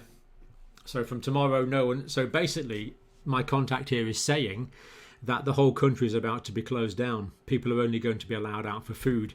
Now, 4,000 euros is a lot of money to me. And in Romania, it's an awful lot of money. Yeah, it's like $6,000 if they catch you leaving for any other reason than you're going out to buy food. And even then, it's not quite sure in Romania if you need a pass to do it. Because the wages are quite low in Romania. So thanks for doing that, Can't Stop Lying. Yeah, I'll put that up there. Dr. John Campbell, Campbell teaching, right. He's, let's see if he's got, they don't have it listed and it doesn't show up in here, but, so that is an absolute draconian fine. And if that's the fine, people will be complying with the law. Yeah. Because that is, that's enough to... It's the equivalent in the United States if they made it a $10,000 fine for going outside. But finally, the United States does seem to be getting its act together on testing. Not so fast, John, but okay. And finally, it's getting testing. So that means this official number is going to go up massively. I would imagine we'll be putting a naught on the end of that before too long. A 0 for all of you that don't speak awesome British uncle. Unfortunately. Now, this guy's writing in Medium, which is an interesting, interesting way to write. It's not peer-reviewed, but he's saying to flatten the curve would take 10 years in the United States. In other words, to go from this sort of position here, where we have a big spike, as we looked at on the previous video, where we have a big spike of cases and all these people can't get treated. I mean, screw you, Hollywood. Who needs CG? Look at this. He gets the point across. To flatten the curve in the... It's up 3489 confirmed at 7:30, and that's even with the low testing. United States, to keep it below that dotted line, which is the ability of the healthcare system to cope, he's saying would take not 1 year, but 10 years. As I say, that's at the current rate where we're doing 0. That's not peer-reviewed. I don't know how accurate that is, but it's certainly an interesting supposition that epidemiologists might like to look at further. Now, of course, it won't be 10 years because next year we're going to have a vaccine. I sincerely hope in 2021 we have a vaccine. Now, if we do have a vaccine in 2021, that will be the fastest vaccine for a virus ever developed in the history of humanity. That's why it's a big if. So it just shows the amazing strides that have been developed, achieved in vaccine development, but it's still going to be 2021 at the earliest before we have an effective vaccine, or probably several vaccines, hopefully. When he runs out of printer paper, we're all going to die. American Airlines have grounded most of their long-haul flights, 75% reduction. President Trump is negative. He's been... Well, it's a personality trait. Tested for COVID-19 and is negative. According to the stories, we don't know if we want to believe it. That's another story for another time. Travel bans from Europe now include the United Kingdom and the Republic of Ireland. Free tests have now been guaranteed, and there's now some drive-through testing. So no, there isn't. Not yet. So, thank goodness. The United States seems to be getting its act together on testing. We don't have free tests and drive-through testing yet. That's coming, supposedly. We don't have it right now. But that's necessary. That's I'm not going to comment on the delay. It's just... Well, it's just hard to believe, quite honestly. The delay in testing for a country like the United States is just... It just beggars credulity. It really does. But I'm glad it's happening now. So, yeah. As I say, that means that number is going to dramatically rise. So he's been going through this whole thing for you. If you want to keep up, he does an update every single day with these kind of details. We'll revisit some of what he's doing.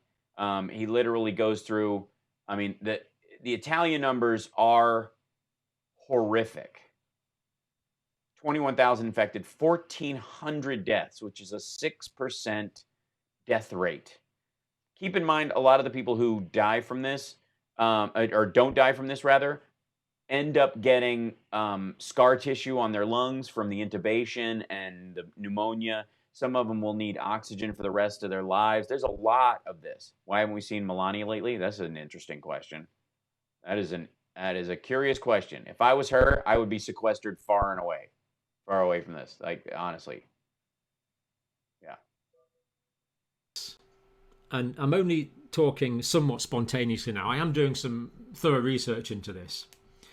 But it seems in Italy, and Italian doctors can correct me if I'm wrong, but it seems in Italy the use of drugs to reduce fever is common. Antipyretic drugs such as paracetamol, which is acetaminophen, or Tylenol, ibuprofen, which is a non-steroidal anti-inflammatory drug, or aspirin, which is a simple non-steroidal anti-inflammatory drug. All these things will reduce fever. And from the data I'm starting to collect now, again, I can't give you a definite peer-reviewed opinion on this at the moment, but from the data I'm starting to collect now, it's looking like reducing the fever actually increases.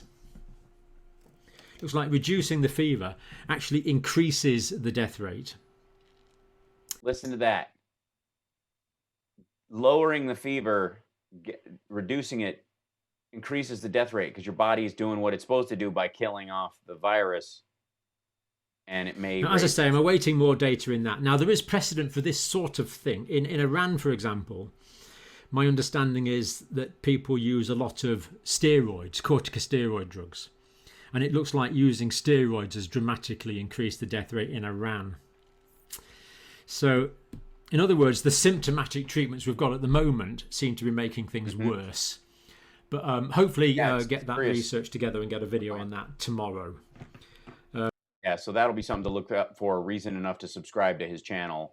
But he's really been putting it together.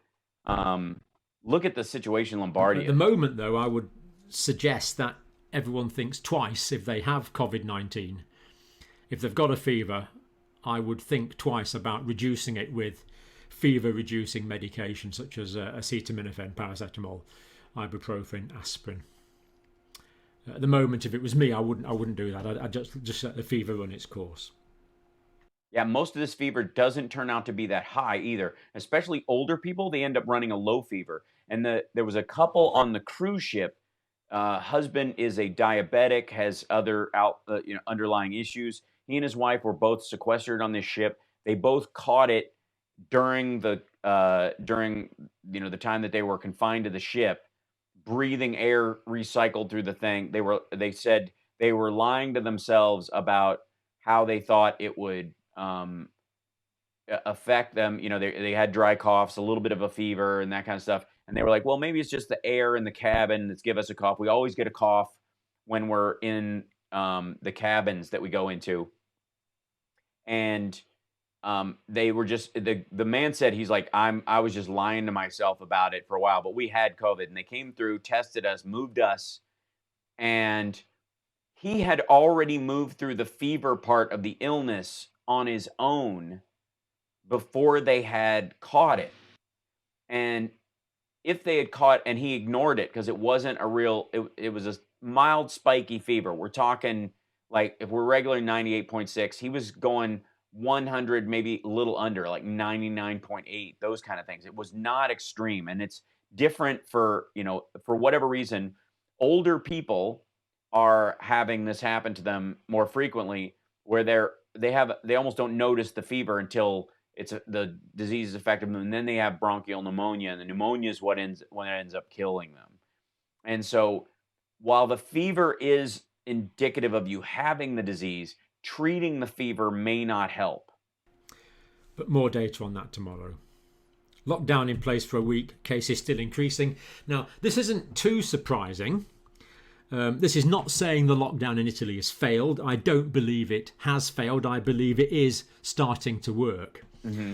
Yeah, the problem is a lot of Italian families all live together. The grandparents live with the family. And so the spreaders, the people who are healthy, interact with them incredibly. So the numbers in the States will be lower in percentage rate simply because fewer people live with their extended families. The nuclear family itself, in some ways, will protect the older generation if the homes that people are in or the places, the apartment buildings where they live by themselves aren't, don't end up becoming a point of contagion. But this, of course, is the delay effect.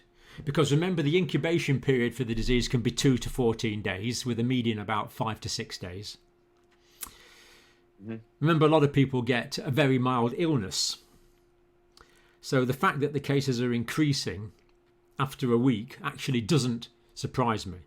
Yeah, because they're going to be checking for more people. People are isolated. People will be aware of it. And this is as they're writing it out. As it's hitting the country, week by week, it's rolling. So it will, as the R naught is higher, when it gets to 2.3, 2.6, 3, because of close proximity of other people and the contagious nature of the disease, you're going to have a higher number of cases. That does not mean that a higher number of people have to die in this particular circumstance. So it's just the fact that you're going to see these as the contagion spreads by volume.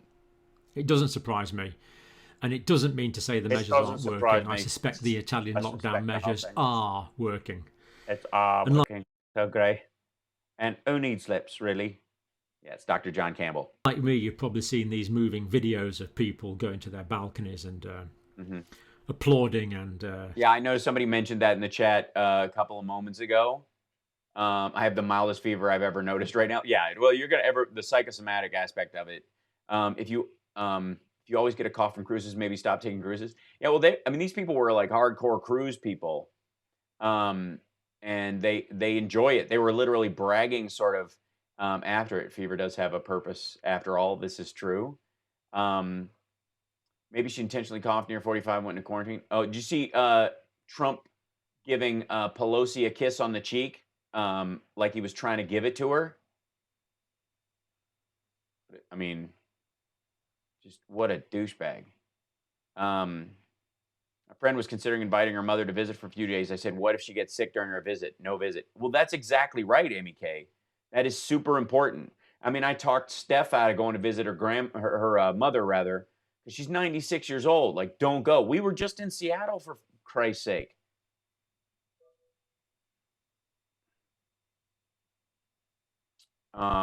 When did what happen, Shelbell? I've talked about 3 things in a row right there. Just be more specific, and I'll be happy to answer you. My friend, yeah. Singing and such things Italians. from their balconies as they're confined to their individual homes. Oh, the Pelosi thing. Yeah, hold on. I will. Let me look that up real quick, guys, if I can. Yeah, let's see. I need to go to YouTube in my history because I watched it already. So just have to scroll back through it to find it. I'll see if I can find the couple. History. See y'all. Oh, thank you, Patricia. Thanks for hanging out. I appreciate that. I had flu 6 weeks ago. Maybe I have corona. Probably not. Not at that timing. Let me see if I can fly through this stuff.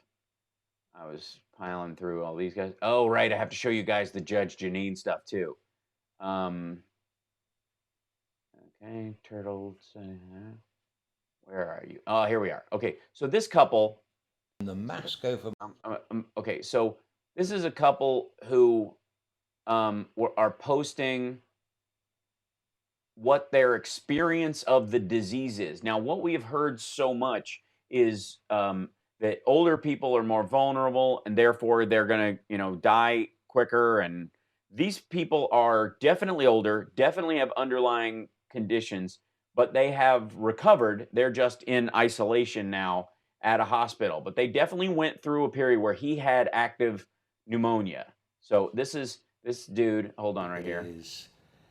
Explain the symptoms that we received and everything that has happened to improve our state of health, if you like, from the moment it all started to occur on board the Diamond Princess, right, to where we are right now. Well, this guy, we were informed to look out for a cough, a fever, and what was the third thing? A cough? Loss of memory, dear. No, it wasn't that. Cough and a fever. Fever and loss of something. Where you go in, I forget, something that says you have COVID-19. You have a cough and a fever. Oh, and you forget third things. Those were the 2 main things. And if our sore throat, by the way, temperatures exceeded 37.5, to notify the Celsius medical center on the ship.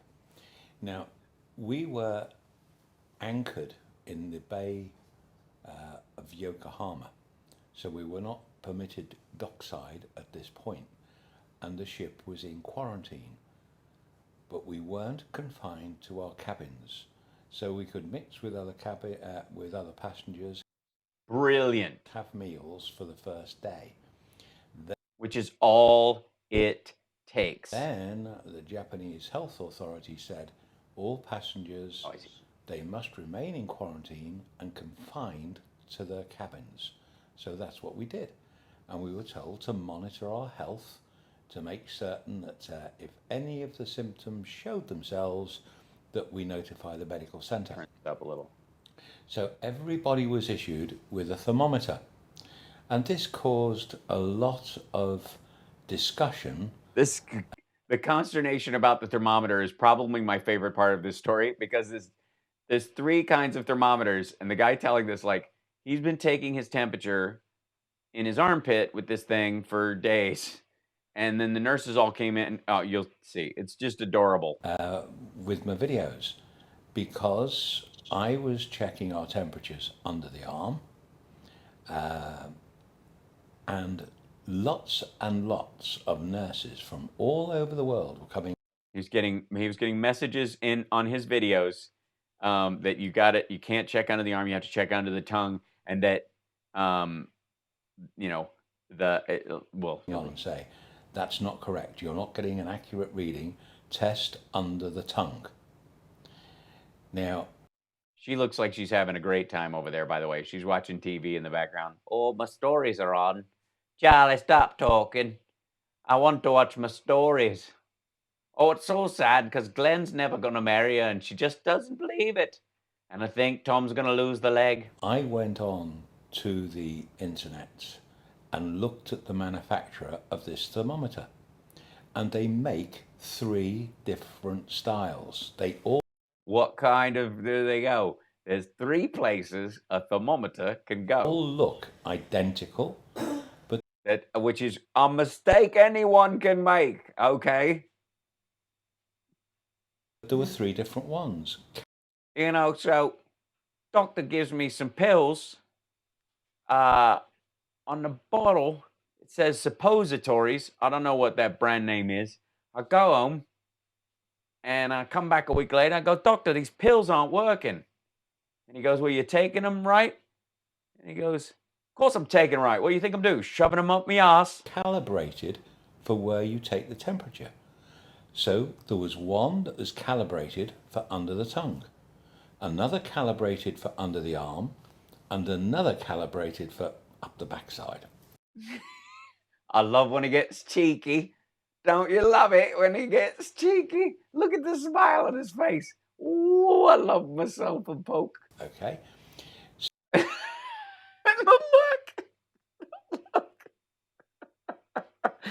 Don't say backside to the people. Not while I'm watching my stories. It's not right, Jim. They're going to write us letters. Oh, look at her face.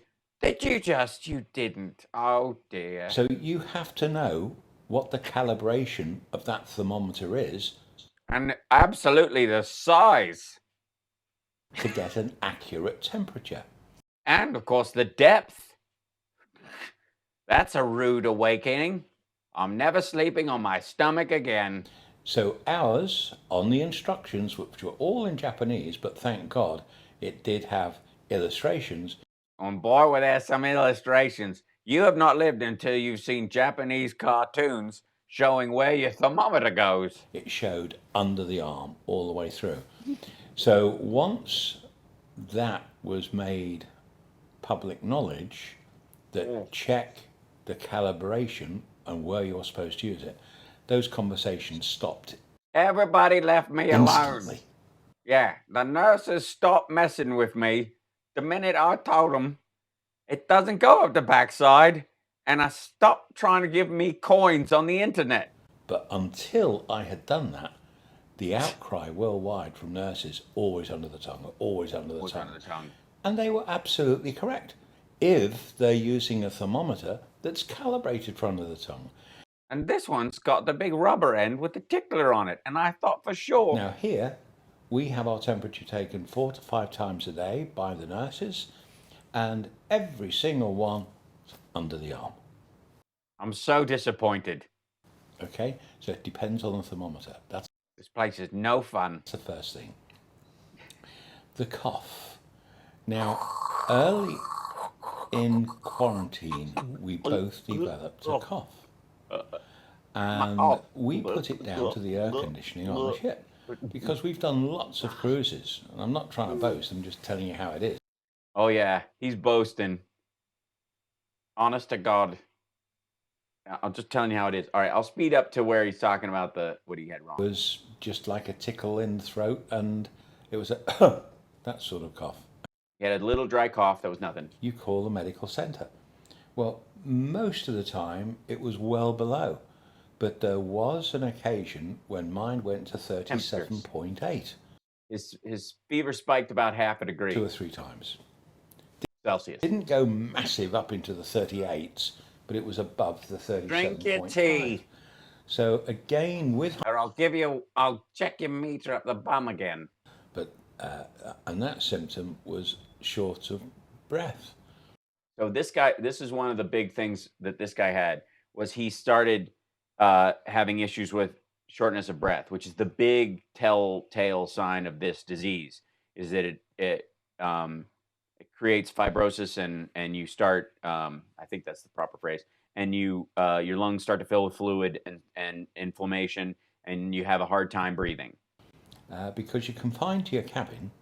So I'm not walking anywhere. I'm not doing anything to exert myself, but I did have shortness of breath without any doubt at all. And when they finally took him to the hospital, one of them was influenza, and the other was pneumonia. Now, the pneumonia is the serious one. That's what's killing a lot of people worldwide. So that's what he got.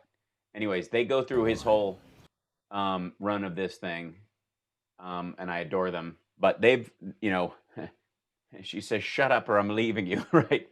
Stop talking about any kind of bum probing. The nurse keeps coming by and interrupting us. Anyways, we don't have time for that kind of thing. It's just not. It's not cricket. I may never leave my house again. Drinking ginger tea. I think it works as long as you don't pour it up your backside. That's the important thing. I'm going on Twitter right now to just kind of check in over there. I love when I get a response from Richard Marks. That's sweet. I say it's kind of funny that people are arguing about non-votes that were not taken 10 years before they were born. Yeah. Huh.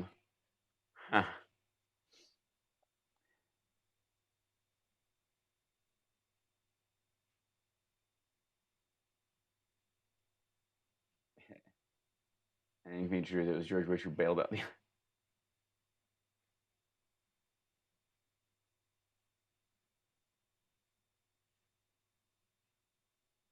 There'll be no Twitter orgies either. What?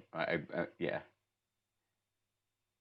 Such a weird. Oh, I see. Okay, I'm like following people what they're saying on my Twitter feed. There you go. Cool. I'm also doing a thing with Steve Hostetter on his YouTube page on Tuesday at 11 a.m. Pacific time. A little comedy Q&A. I'll send out a link for that tomorrow for where we're going to be and all that stuff. He's hosting a bunch of comics and having them come in. Can't imagine being married to him for any length of time. Got a question for you, Hal. Go right ahead. Fire away. Either Hal and Shelley and other person. That's right. Yes, follow me on Twitter at Hal Sparks and on Instagram as well. I'm trying the best I can. That's good. That's not a thermometer, dear. Right. Wait. That's not a thermometer. Oh my gosh. What kind of reading are you getting? Cheeky fellow. Go feed Bella. It's very important. I hope there's a heckler on Steve Hosteller's broadcast. Me too. I mean, I've gotten a couple, on here even. So there you go.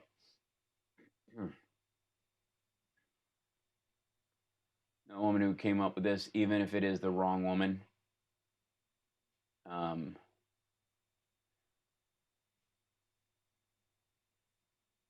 Donation. Oh yeah. Jump. I'm jumping in and looking at the chat. Yeah, Mike, if you have a question, fire away. That's good. And hi, Facebook. You guys have joined me over. Hello. Good to see you. Welcome to the process. What's happening, Twitch? Good people of Twitch. Are you okay? Is Xbox Live still down? Can you guys let me know? So if I should game after this or not. Yeah. Honey, have you seen my pen? If you have, you can keep the cap.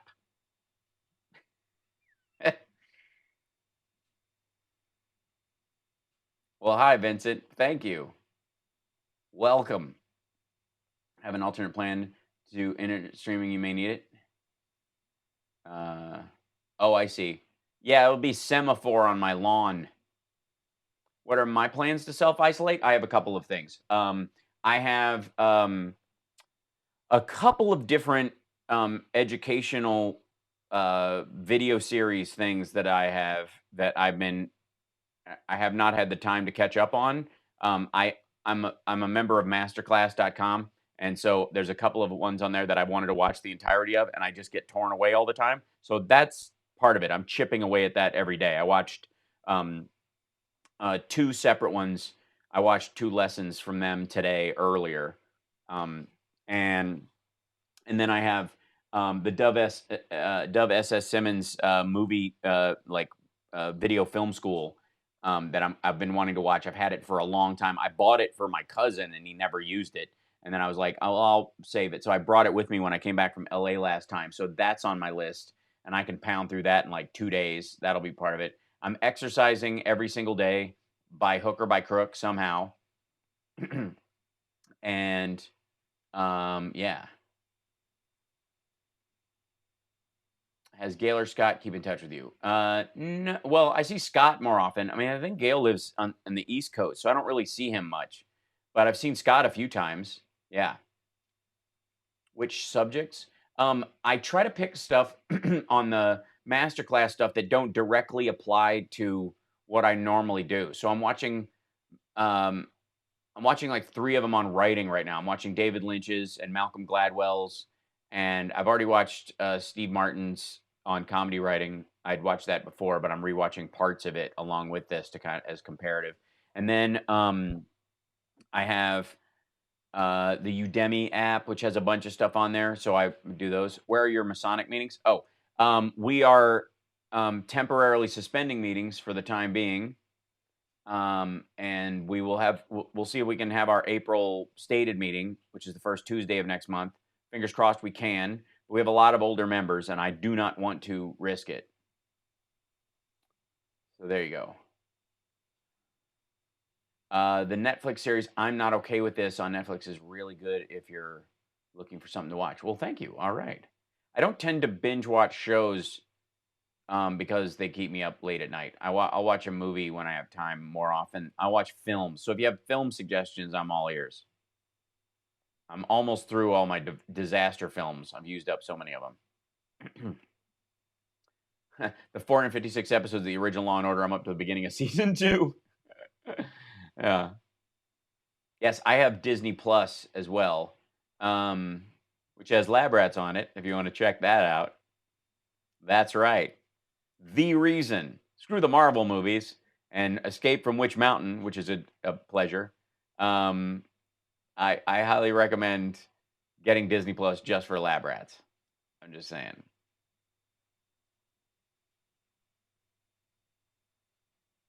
Sauvignon Covington. Thank you for mentioning that. That's absolutely right. Check it out. Got to go, Hal. It's 1:30. Thanks a lot. Oh, rest well, Richard. Stay healthy, brother. I'll be back on tomorrow. Take care of yourself and take care of somebody else. If you haven't watched Bob Burgers, I recommend you start with Season 2. You know, I feel the same way about Strangers with Candy. You guys ever watch Strangers with Candy? I mean, Colbert is a genius, and this is one of the best examples of that.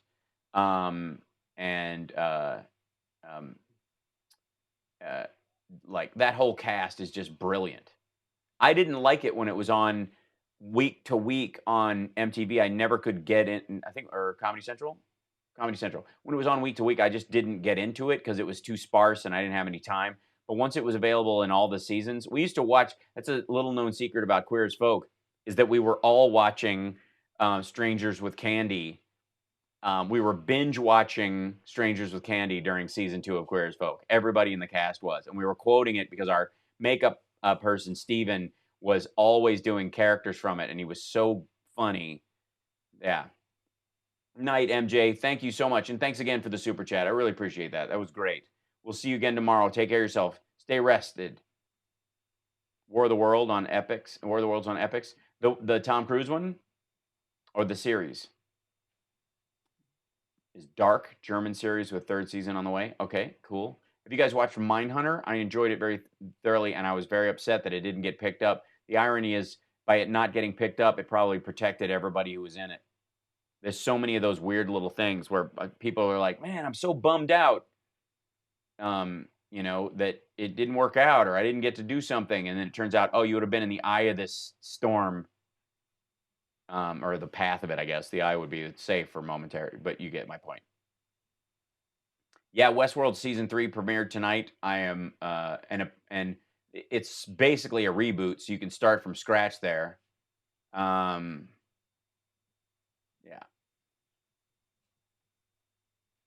All right, I'm gonna let you guys. I'm gonna sign off, you guys, and let you guys get some rest. I've been on for 2 hours. That's plenty for anybody. Thank you guys for the super chats and the support and the just hanging out and joining us. I will be back tomorrow a couple of times. We'll check in with you. Do yourself a favor too. One of the things I want you to do to add to your sequestered time, and I tweeted about this earlier, but I think it's very important. Reach out to a friend you may not have talked to in a little while. I mean, always, of course, your family members and that stuff, and that's kind of normal, one would think, for most people. But I want you to think of somebody that's in your periphery of friends, and I want you to FaceTime them. Give them a call, FaceTime them, something where you can have some sort of contact, because everybody is indoors these days, and it just is important for everybody's mental health, because the ancillary effects of this go well beyond the physical damage of it. Being sequestered like this is going to make everybody like old boy if we're not careful. So take care of yourselves, take care of somebody else, and reach out to somebody. It'll make them feel better. It'll make you feel better. Just check in with an old friend. This is a great opportunity to do this.